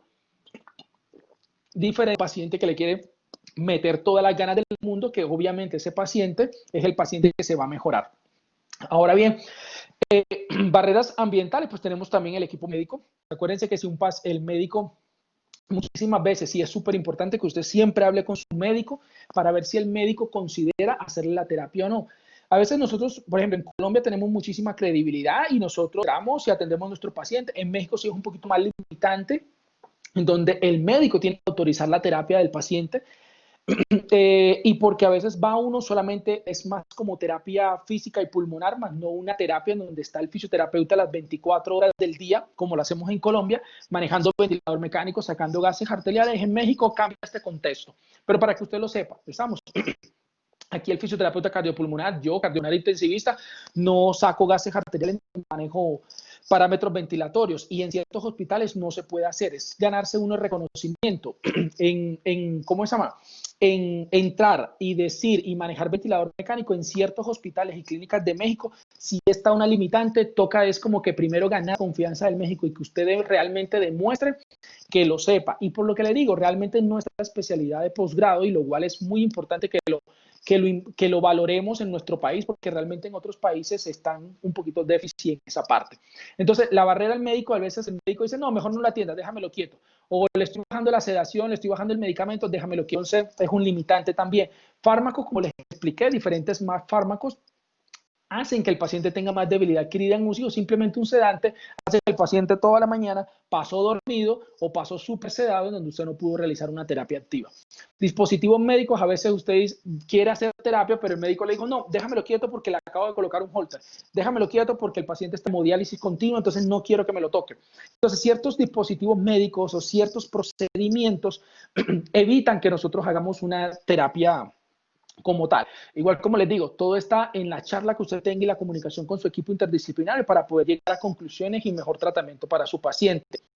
En la cultura de la UCI, pues toda UCI es diferente, las reglas son diferentes en la UCI, hay enfermeras que son súper buena onda, son médicos que son súper buena onda, como está la otra cara de la moneda. Entonces, realmente depende de la UCI.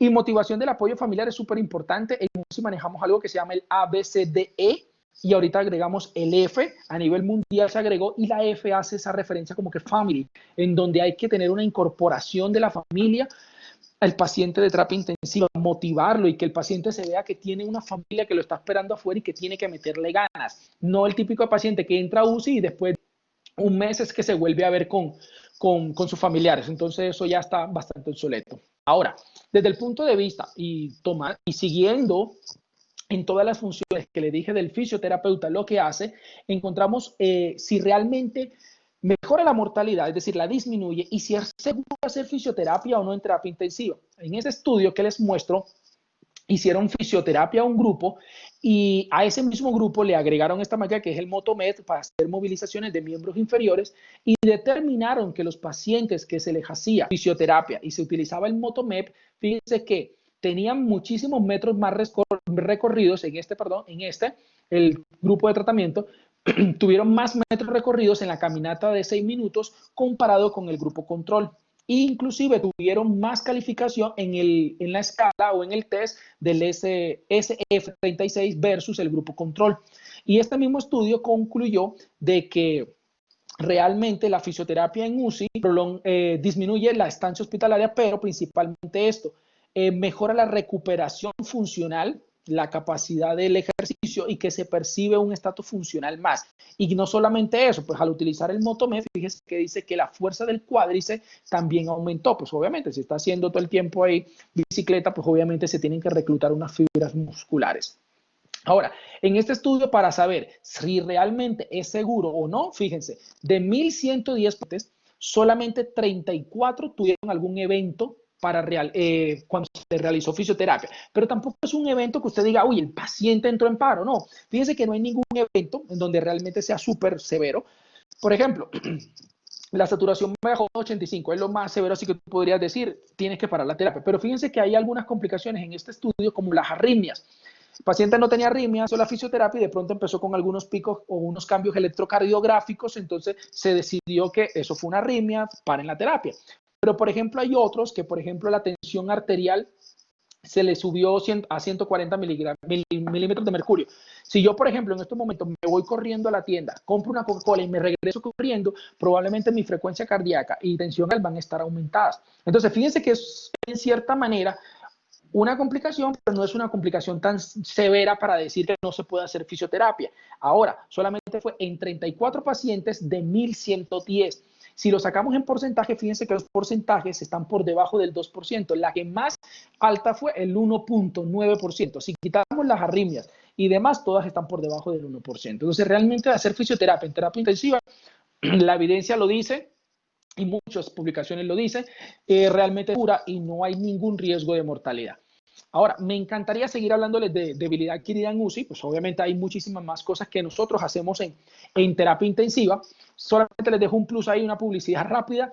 En agosto, a mitad de agosto, sale nuestro libro de debilidad adquirida en UCI, en donde ayer precisamente estuvimos terminando y finiquitando unas pequeñas cosas con autores y de cómo se va a hacer. Solamente se los dejo aquí como para que esté pendiente que en algún momento de su vida, si le interesa mucho trabajar en terapia intensiva o le interesa todo lo que le he explicado de debilidad adquirida en UCI, más adelante esté pendiente que por ahí como en agosto se publica nuestro libro. Es el primer libro a nivel mundial que es de fisioterapia Se va a llamar fisioterapia contra la debilidad adquirida en UCI y es como que el primero a nivel mundial que engloba esto de fisioterapia propiamente en la terapia intensiva para evitar que el desacondicionamiento físico, el reposo prolongado, pero principalmente la debilidad adquirida en UCI. ¿Estamos? De paso, con esta imagen le envío un saludo a mi grupo de investigación y al licenciado Abraham Landaeta, que es uno de los autores principales de este libro, y a todos los que lo conforman, incluyendo a Camilo Quintero y demás. ¿Estamos? Ahora, el delirio. El delirio en terapia intensiva. También tenemos demostrado que la fisioterapia en terapia intensiva realmente nos ayuda muchísimo la fisioterapia porque disminuye los delirios de los pacientes. En este estudio, en sujetos sanos y enfermos, dice que el ejercicio mejora los resultados neuropsiquiátricos asociados en UCI. Es claro, es un paciente que está acostado, es un paciente que cuando se despierta no sabe ni dónde está, estaba súper sedado, probablemente ni se acuerda de lo que le pasó, y más si es un paciente politraumatizado. El paciente se ve ¿dónde estoy? Empieza como que ese choque. No solamente eso, paciente que ya después entró en razón de que está en un hospital, obviamente va a entrar en un delirio por la condición en que está y que está en 4 paredes y en donde en ciertas maneras están aislados. Por ejemplo, esto ahorita se está viendo muchísimo en pacientes con coronavirus. Es un paciente que no dejan ver a sus familiares y el paciente solamente está encerrado en 4 paredes, en donde no ve más, solamente ve el techo, ve televisión en ciertas ocasiones, pues obviamente cualquiera se vuelve ¿cómo se llama? Con alteraciones de delirio. Y entonces ahí es donde la fisioterapia entra un papel súper importante. Por ejemplo, en esta investigación que se realizó, a los pacientes, a unos pacientes sí le hicieron, a otros no. A los que se le hicieron la intervención consistió en hacer fisioterapia con estos pedales, como si fuera el Motomed, pero no era propiamente el equipo Motomed, sino que era para hacer movilizaciones de miembros inferiores, pero combinado con electroestimulación. Y se logró concluir que los pacientes, sugiere que el Cycling Fest, es decir, el equipo combinado con electroestimulación temprana y recupera la funcionalidad rápida y temprana y reduce la incidencia y duración del delirio. Entonces, fíjense el plus que estamos haciendo. Estamos haciendo que es obvio también, por ejemplo, si usted ve que un paciente o usted se ve que tenemos pacientes en donde están con un delirio, en donde yo no sirvo para nada, me voy a morir, ya nadie me quiere, todos me odian, mejor me como un gusanito, quédeme quieto, que pitos y flauta. Es un paciente que si usted empieza a hacer fisioterapia, le demuestra que es funcional, le demuestra que puede ir al baño solo, le demuestra que él se puede cepillar, bañar, que puede caminar y que puede recuperar la vida que tenía antes. Acuérdense que fisioterapia no es solamente sacar al paciente de UCI, acuérdense que fisioterapia es funcionalidad y darle calidad de vida. Y apenas que el paciente se dé cuenta que puede recuperar eso, es un paciente que automáticamente empieza a bajar esos niveles de delirio. Inclusive en este estudio tuvo una diferencia significativa y disminuyó un 62% los delirios. El grupo, perdón, no el que lo disminuyó, el grupo que hizo fisioterapia tuvo 62% menos delirio que los pacientes que no se les realizó fisioterapia. Ahora, en esta publicación, que también es un ensayo clínico, publicado en The Lancet, nos dice, las personas son los que están en rojo, los que hicieron intervención, los que están en azulito son los de control. Dicen, los pacientes que recibieron fisioterapia son pacientes que tienen más independencia en comparación con los que no reciben fisioterapia. Entonces, lo que les acabo de decir, si el paciente es más funcional, es un paciente que va a tener menos riesgo de delirio. Pero en la misma publicación de The Lancet, fíjense que en todos fue más alto el grupo que recibió fisioterapia. ¿En qué? Pasar de la cama a la silla, usar el inodoro, comer, vestirse, bañarse y caminar. En todas esas variables evaluadas en este estudio, fueron muchísimo mejor los pacientes que recibieron fisioterapia en comparación con los que no. Ahora, fíjense que el delirio en el grupo de intervención fue muchísimo menor en comparación con el grupo control. Inclusive la diferencia fue de un 50% menos en los pacientes que recibieron fisioterapia. Ahora, en esta publicación, pero hablando más de las infecciones asociadas a la ventilación mecánica, fíjense que la fisioterapia, hicieron 2 grupos. Cuando se les hizo fisioterapeutas solamente 6 horas al día y cuando tenía la unidad de terapia intensiva, fisioterapeuta las 24 horas del día. Fíjense que los que tienen las 24 horas del día un fisioterapeuta en la terapia intensiva, cuando hablamos de la estancia hospitalaria, fíjense que los pacientes fue muchísimo menor el tiempo que se quedaban en terapia intensiva cuando los del grupo A, es decir, los que están aquí puntitos, son los pacientes que que tuvieron fisioterapeutas las 24 horas del día. Los que tuvieron fisioterapeutas las solamente 6 horas al día, fíjense que fue muchísimo mayor en comparación con el grupo que tuvo las 24 horas. No solamente para la estancia hospitalaria, sino también para el destete ventilatorio. Los pacientes que tuvieron fisioterapia las 24 o no propiamente 24 horas el fisioterapeuta al lado, sino que un fisioterapeuta en la UCI, 24 horas, fíjense que esa UCI, sus pacientes tuvieron más destete ventilatorio, se demoraron menos con la ventilación mecánica en comparación cuando el fisioterapeuta solamente demoraba 6 horas en la terapia intensiva. Desde el punto de vista de infecciones, fíjense que el grupo A, que era donde el fisioterapeuta estaba las 24 horas del día en la unidad, tuvieron tuvieron menos infecciones en comparación con el grupo donde el fisioterapeuta solamente eran 6 horas y fíjense que hubo una diferencia significativa. Ahora, las unidades de terapia intensiva hay muchísimos microorganismos, bacterias. Estos son imágenes in vitro en donde fíjense que claramente solamente está, por ejemplo, la mano, todos los microorganismos que podemos llegar a tener y que realmente están todos al acecho de nuestros pacientes y por eso la importancia de que no solamente la enfermera o el médico desde sus enfoques terapéuticos, sino que también nosotros como fisioterapeutas podamos poner nuestro granito de arena para que nuestros pacientes no tengan infecciones. Desde el punto de vista de sedación, ¿qué hace el paciente? Y ya casi para finalizar, en este estudio, fíjense que a algún grupo se le hizo fisioterapia y fíjense que los pacientes se mantuvieron más alerta después de recibir fisioterapia y que no tuvieron delirio, fíjense que 21% versus el grupo que no recibió fisioterapia. Ahora, desde el punto de vista de sedación, fíjense que los más utilizados son los narcóticos y los benzodiazepinas.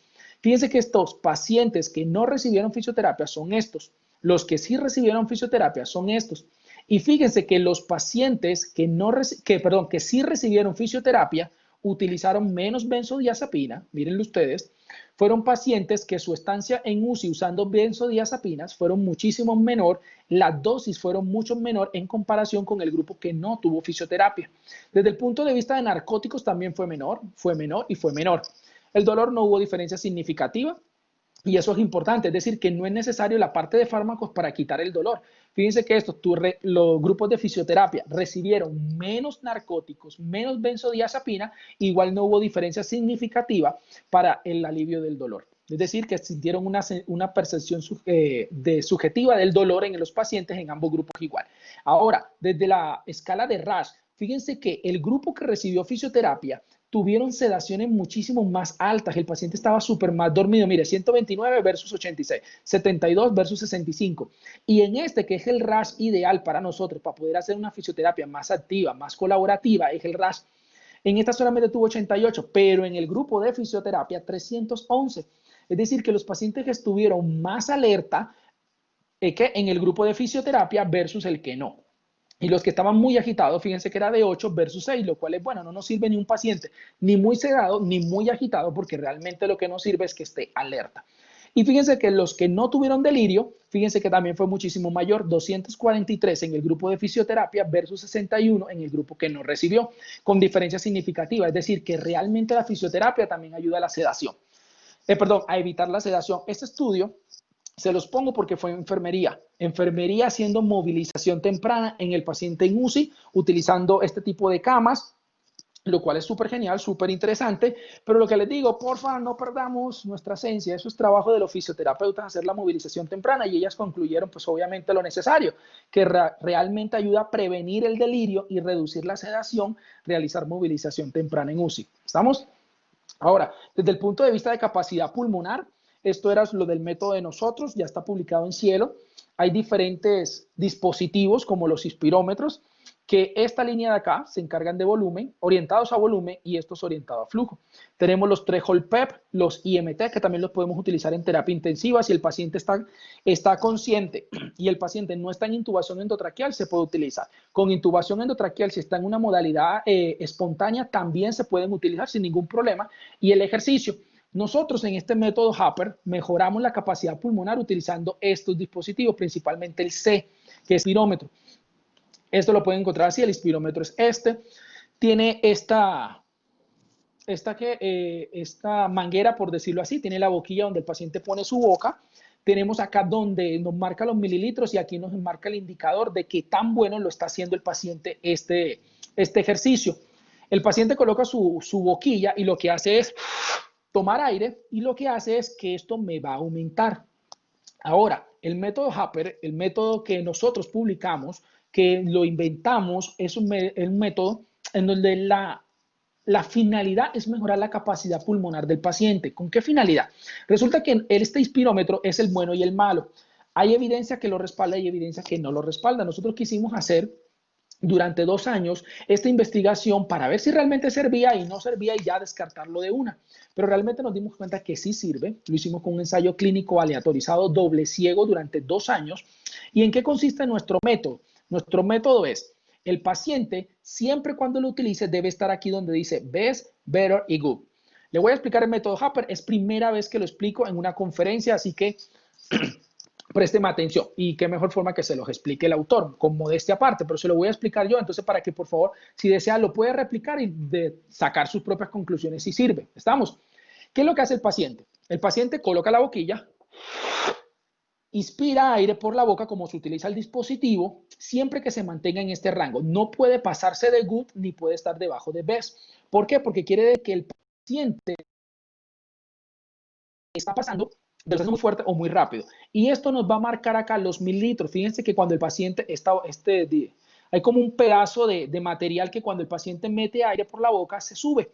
Entonces, ¿qué es lo que pasa? Ahorita el paciente hizo 2000 mililitros. Entonces, cuando hace 2000 mililitros, es el ejemplo, hizo máximo 2000. Usted le va a sacar el 50%. Al sacarle el 50%, me va a dar 1000 mililitros. A ese 2000 que el paciente me hizo como pico máximo inspiratorio, le saco el 60 y el 70. Estos son los valores, ¿no es cierto? Esto es un ejemplo. Si el paciente le hace 3000, pues sáquele los porcentajes a ese 3000. Lo vamos a hacer el ejercicio con 2000. Ahora, el paciente va a hacer 2 series en cada porcentaje, pero la clave de esto, ¿cuál va a ser? El paciente coge la boquilla y como hizo 2000, va a hacer 10 repeticiones al 50%, es decir, a 1000. No lo vamos a mandar a 2000. Pero ¿qué es lo que vamos a hacer? Inspira y va a mantenerlo. Y la gracia es que ese inspirómetro no se me baje de ese 1000, que lo mantenga. Es decir, es como una técnica de contraer, relajar, pero enfocada desde el punto de vista de volumen inspiratorio. Lo mantiene y exhala, y va una. Lo vuelve a hacer y lo vuelve a hacer hasta que complete 10 repeticiones. Antes de quitar su boquilla, como ya hizo las 10, ahora me va a hacer hasta el 100%, es decir, necesito que mínimo me alcance 2000 o más 5 repeticiones. Es decir, que por cada serie el paciente va a hacer 10 repeticiones al 50% y enseguida 5 repeticiones a su 100. Paciente descansa y vuelve a hacer las mismas, otra vez, la misma serie al mismo nivel, al mismo porcentaje. Luego lo hace el 60 y lo hace el 70. En ese consiste nuestro método. Y entonces hicimos este ensayo clínico, lo dividimos con un grupo control con una población de 300 y el grupo experimental de 287. El estudio total fue con más de 700 pacientes. Publicamos 587 con la finalidad de hacer un preprint, la forma más rápida y que no esperar que la revista no lo publique, porque a veces se demoran desde 4 meses hasta 8 o 9 meses en publicarlo. Entonces sacamos un preprint rápido con una población de 587. Y los pacientes en ambos grupos tenían que hacer una serie de ejercicios. Estos que los muestro acá. Aquí tenemos expansión pulmonar, ejercicios de labios fruncidos combinado con alas de mariposa, reeducación diafragmática. Hacemos con una liga en diagonal, hacemos de forma recta con la misma liga, hacemos reeducación diafragmática, pero diferentes sin alas de mariposa, y hacemos expansión pulmonar con flexión de codo. Ambos grupos tenían que hacer esta serie de ejercicio y después tenían que hacer el grupo control, hacer el inspirómetro como se utiliza normalmente, es decir, solamente meter aire por la boca y botarlo, meter aire por la boca y botarlo. Y el grupo experimental tenía que hacer el método Happer como nosotros, como se lo acabo de explicar. ¿Y qué concluimos? Pues fíjense, a todos los hicimos caminata de los 6 minutos pre y post y determinamos la capacidad inspiratoria máxima. Y fíjense, el grupo control pasó de 1448 a 2000, pero en el grupo experimental nosotros pasó de 1700 de capacidad inspiratoria, hablando de mililitros, hasta 3052 como media. Los metros recorridos cuando hicimos caminata a los 6 minutos, en el grupo control pasó de 371 hasta 420, pero en el grupo de nosotros, en el grupo experimental, terminó de 387 metros recorridos antes del entrenamiento Después del entrenamiento, recorrían los pacientes en promedio 500 metros. Lo mismo pasó con la velocidad y el VO2. Fíjense que el VO2 aumentó en el grupo control, pero en el grupo experimental aumentó muchísimo más. Todos con diferencia significativa, como lo pueden ver acá, y por lo tanto nosotros concluimos esto que dice acá, que el método Happer demostró generar en todas las variables, demostró una capacidad inspiratoria que se aumentó un 44% en relación al valor inicial. El método Happer se mostró seguro, viable y fácil porque no hubo ninguna complicación de los pacientes. Y resaltando que el grupo control también mejoró la capacidad inspiratoria en un 28%. Y demostró, al igual que el método Happer, que el uso del inspirómetro incentivo es una herramienta necesaria para mejorar la capacidad pulmonar de los pacientes hospitalizados. Entonces, mejoramos la capacidad pulmonar en un 44% versus en un 28%. Ahora, está la hipótesis. ¿Por qué lo mejoró el método Happer? Hicimos una fase inicial, que es la fase 1, esto que ustedes ven acá, como creador de este método, sé que sirve porque ya lo demostramos durante una investigación de 2 años, pero realmente les soy sincero, realmente no sabemos cómo lo mejoró. Sabemos que lo mejoró. Ahorita pasamos una fase 2 en donde estamos haciendo el mismo estudio, pero a los pacientes les estamos haciendo eco pulmonar. ¿Con qué finalidad? Tengo 2 hipótesis. Una, de que el paciente aumentó su capacidad inspiratoria porque usted está haciendo esa contracción y manteniendo ese aire. Acuérdense que a nivel bronquial y a nivel alveolar hay unas comunicaciones que son los canales de Martin, Lambert y poros de Koch, que me comunican los bronquiolos con bronquiolo, bronquiolo alveolo y alveolo y alveolo. Entonces, una hipótesis es que al mantener ese volumen a nivel inspiratorio, haciendo esa expansión, hace que esas comunicaciones me hagan un reclutamiento alveolar, y al tener más alveolos, pues la capacidad inspiratoria se aumenta. Y otra es que al hacer un ejercicio así como prescrito, me pueda en cierta manera generar un fortalecimiento del diafragma, no desde el punto de vista como el Threshold PEP y el IMT, porque hacen un fortalecimiento desde el punto de vista de presión, sino que la hipótesis es, ¿será que de pronto me hace un fortalecimiento muscular, pero desde el punto de vista de volumen? ¿Por qué? Porque estoy haciendo es, tomo la pesa, levanto la mancuerna y lo mantengo contraído, contraído, contraído y relajo. Vuelvo y levanto con la mancuerna y relajo. En este caso, como no tenemos una mancuerna, el peso vendría siendo que el volumen que está manejando mi paciente. Por lo tanto, ahorita en esa fase 2 lo que estamos haciendo es tomándoles eco pulmonar para mirarlo, la parte pulmonar obviamente, pero también estamos haciendo eco diafragmático para mirar el grosor del diafragma. Y lo estamos haciendo pre-post. ¿Con qué finalidad? Ver cuánto era el grosor del diafragma y después del entrenamiento con el método Happer, saber si realmente aumenta de tamaño o no aumenta de tamaño. Entonces, método Happer ya sabemos, obviamente, que lo mejora. Ahorita nuestra finalidad es saber cómo lo mejora y por qué lo mejora. Eso es como la finalidad de todo investigador. Pero se los dejo ahí, lo pueden replicar y al final les dejo mi correo y hablamos de eso. Me parece súper interesante. Ahora, desde el punto de vista de gastos hospitalarios, realmente fisioterapeuta intensivista realmente sí sirve. Ahora, discúlpenme que me regreso. No me cambié de tema. El método Happer, el inspirómetro, el Threshold PEP y los ejercicios, usted los puede trabajar con el paciente en terapia intensiva. Terapia intensiva no es sinónimo de un paciente que esté intubado y que esté inconsciente. Está errado. Hay diferentes tipos de pacientes que pueden utilizarle Threshold PEP y el inspirómetro sin ningún problema. Tiene que mirar cuál paciente le entiende los comandos que usted le dé y cuál le puede servir.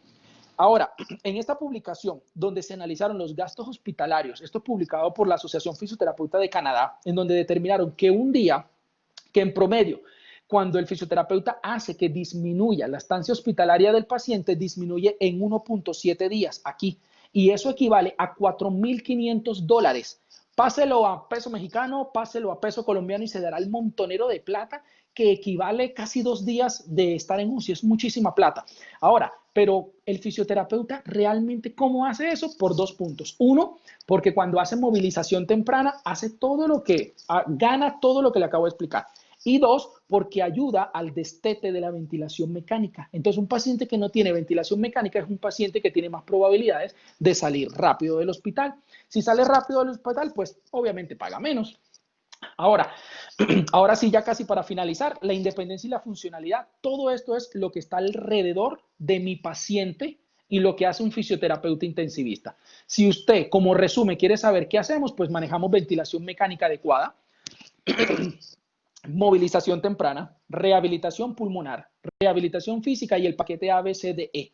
Un fisioterapeuta intensivista o un fisioterapeuta en cuidado crítico, si hace todo esto, genera una ganancia de independencia y funcionalidad de nuestro paciente en terapia intensiva. Ahora, ¿cuál es ese ABCDEF? Es ese que está acá, en donde nosotros como fisioterapeutas participamos en ¿qué? En movilización precoz. Por eso, una terapia intensiva que no tenga fisioterapeuta es una terapia intensiva que está muy mal porque realmente a nivel internacional nos dicen que la E es movilización precoz. ¿Y quién hace eso? El fisioterapeuta. Además, la B, prueba de ventilación espontánea. Esas son las pruebas que se hacen para destetar al paciente. ¿Y quién hace esas pruebas? El fisioterapeuta, porque es el que maneja el ventilador mecánico. Entonces, este es el ABCDE de la terapia intensiva, en donde A y B están relacionadas con el dolor, C y D están relacionadas con la agitación y la E y la F están relacionadas con el delirio. Entonces, ya para finalizar, le devuelvo todo lo que les dije de lo que hace un fisioterapeuta en terapia intensiva. Es todo esto que está acá.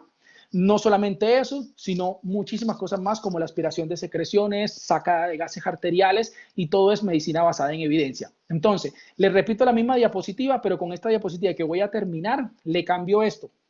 Le cambio, en vez de decir independencia funcional y fisioterapia intensivista, que esto es lo que hace un fisioterapeuta intensivista, todo esto que está acá. Pero si este fisioterapeuta, por todo lo que yo les he dado, es un fisioterapeuta que tiene muchísimas buenas bases, y aquí es muy importante, no se meta a estudiar fisioterapia crítica en cualquier lado, estúdiela en un sitio donde realmente sea bueno. Por eso es que se hace este tipo de conferencia, en donde realmente un fisioterapeuta intensivista, por toda la evidencia que les acabo de mostrar, no se lo estoy hablando de sacado del rincón de vago, le estoy sacando es con medicina basada en evidencia. ¿Qué le está diciendo? Un fisioterapeuta intensivista bueno tiene que impactar haciendo todas estas funciones y impactando en tres cosas fundamentales. Uno, hace que los pacientes tengan menos complicaciones. Dos, hace que el paciente disminuya su estancia hospitalaria. Y tres, hace que su paciente tenga menos mortalidad. Entonces, con esto finalizo, tal cual como lo pidieron. No me pasé del tiempo, así que gracias a todos los que me prestaron atención. Y cualquier duda que tengan, pues ahí está. Les pongo acá dos Instagram. Este es el personal mío. El otro de investigación Aleteia es de nuestro grupo de investigación. Lo mismo en Facebook y les dejo mi correo para cualquier cosa que necesiten, dudas, preguntas o algo de la diapositiva o artículo que necesiten. Estoy para servirle. Entonces, profes, quedo a disposición si tienen alguna pregunta los participantes.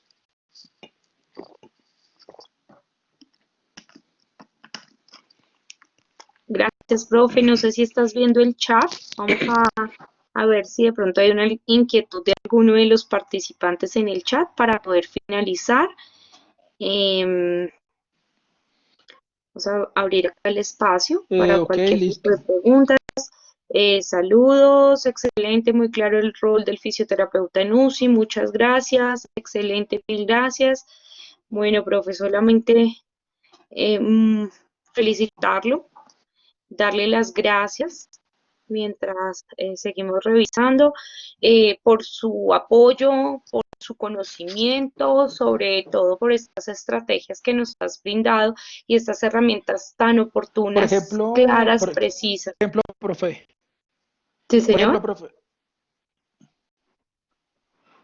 Profe, la comunicación suya se la escucho muy cortada. Por ejemplo, por aquí encontré una pregunta que dice, ¿el enfoque del terapeuta respiratorio es el mismo al del fisioterapeuta? Le respondo. Fíjese que tenemos una cosa, y creo que no ha cambiado en Colombia. En Colombia hay una profesión que se llama terapeuta respiratorio y tenemos otra que es fisioterapia. La fisioterapia, según la universidad, te da un enfoque respiratorio o un enfoque físico. Por ejemplo, cuando yo hice mi especialidad, en Bogotá tuve compañeros que eran terapeutas respiratorios y el enfoque es solamente respiratorio, es decir, pulmonar.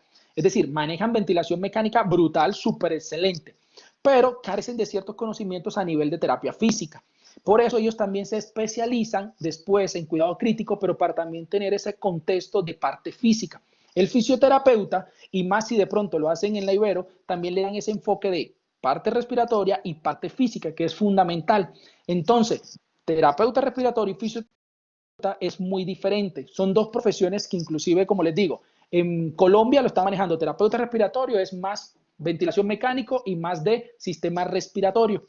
Pero el fisioterapeuta, según la escuela, te da enfoque respiratorio o enfoque mixto o enfoque solamente físico. Sigo mirando y creo que no hay más preguntas, mi profe. ¿Cuánto tiempo dura una sesión en UCI de rehabilitación?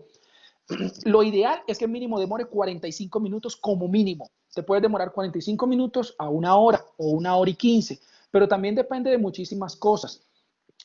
Sabemos que en Colombia a veces las terapias se pagan y entonces trabajamos en donde nos dicen, no, cada sesión debe demorar 30 minutos, debe demorar porque ya tienen más pacientes, X, pero lo ideal es que demore de 45 minutos hasta 1 hora y 20. Ahora, hay algo muy importante, tú puedes tener la disposición, el tiempo, el paciente puede tener el dinero para pagar una terapia de 1 hora y media, pero si el paciente hemodinámicamente no te da recibir una terapia de 1 hora y media, es mejor terminar la terapia y volver a dársela de pronto 3 terapias al día, 4 terapias al día, en vez de hacer una sola terapia en la mañana de 1 hora y media y que ponga en riesgo porque está inestable. Entonces, puedes hacer una terapia de media hora, pero bien hecha, sin comprometer la estabilidad del paciente. Entonces, el tiempo varía de muchísimas cosas, pero lo que más hay que tener en cuenta es la estabilidad del paciente. Les recomiendo que se lea un artículo, ahorita se me escapa el nombre, si quieren me lo escriben por correo, en donde dice cuándo frenar una terapia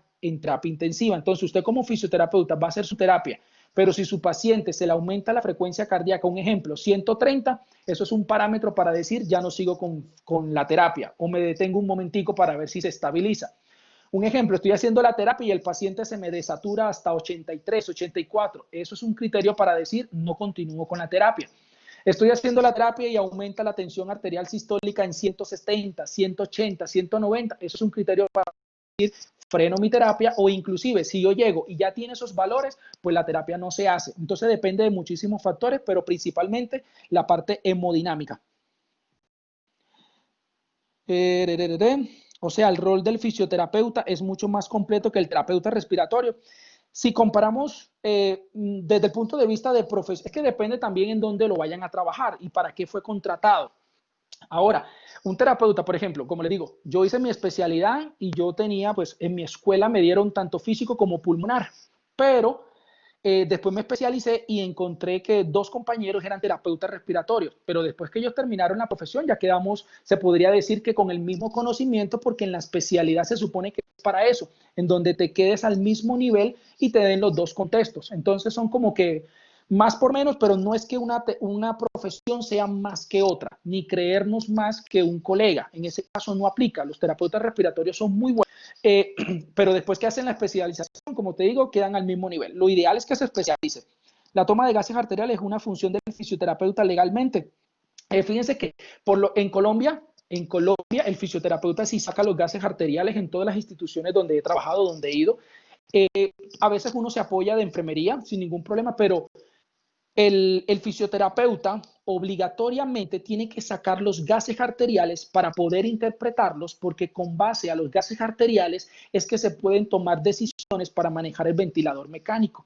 Si tú sabes que tu paciente le saque los gases arteriales y tiene un CO2 elevado, es decir, que tiene una hipercapnia, te está reteniendo CO2, tú tienes que utilizar tu ventilador mecánico para cambiar esos parámetros y que te ayuden a barrer ese CO2 y que puedas estabilizar a este paciente.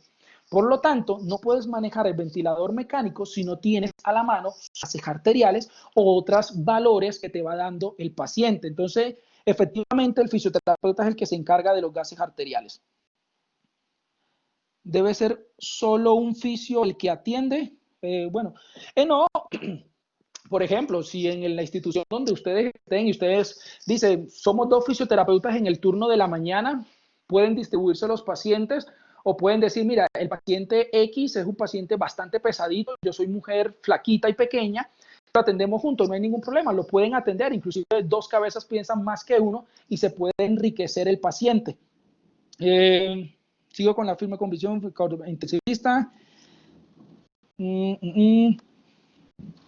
Bueno, sigo mirando preguntas, profe. Creo que no me quiero equivocar, pero... ¿Y el test respiratorio de igual forma está en ese espacio? Efectivamente. Hay instituciones en donde, por ejemplo, dicen, necesitamos terapeuta respiratorio, no fisioterapeuta intensivista, o realmente, inclusive hay instituciones donde yo he visto en donde dicen, necesitamos es un fisioterapeuta con especialidad en cuidado crítico. Entonces, realmente eso es a veces de la institución como ponga sus lineamientos. ¿Qué otra pregunta?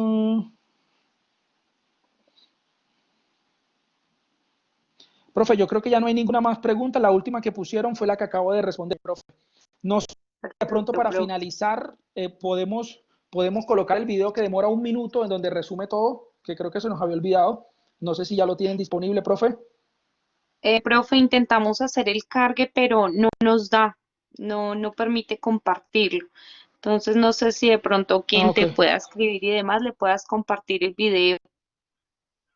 Ah, perfecto. Igual es solamente como el resumen de la conferencia, es 1 minuto, pero inclusive está publicado en mis redes y no hay ningún problema, profe. Y en México no hay Listo, ninguna perfecto. institución que ofrezca la maestría de fisioterapia respiratoria. No. Tengo entendido que en México solamente desde el punto de vista cardiopulmonar, si no estoy mal y no quiero caer en el error de decir algo, pero por lo que he escuchado y lo que he revisado, fisioterapia crítica o cuidado crítico no lo hay en México, solamente tienen es fisioterapia en rehabilitación cardíaca como tal. ¿Qué cuidado debemos tener con los pacientes que presentan sondas yeyunales, con los ejercicios? Pues obviamente son ejercicios en donde te vas a enfocar más en un patrón torácico en vez de hacer de pronto un patrón de donde te enfoques más en reeducación diafragmática y en donde tengas más movilidad a nivel gastrointestinal. Evitémosle, sino que tratamos de trabajar ejercicios más como de tórax superior. Listo, profe. Ya no hay más preguntas. Listo, perfecto, profe. Mil gracias de verdad nuevamente y a todos nuestros invitados el día de hoy, quienes participaron, darles las gracias, sobre todo a ti, profe, por el compromiso, por estar aquí y darnos ese conocimiento, esa experticia, fue de gran apoyo. Para todos, mil gracias. Nuevamente, recordarles que la Iberoamericana y la Facultad de Ciencias de la Salud tiene nuestra especialización en fisioterapia en cuidado crítico. Cualquier información a través del chat. Nuestra asesora nos va a estar apoyando con cualquier información. De igual manera, en el chat dejo mi correo para cualquier inquietud o cualquier duda que se presente con respecto a nuestra especialización. Con mucho gusto la estaremos atendiendo. Nuevamente, profe Javier, muchísimas gracias por acompañarnos, por excelente trabajo y excelente ponencia en tu rol. Y muchas gracias para todos. Una feliz noche. Muchísimas, muchísimas gracias, profe. Bendiciones. Gracias por la invitación.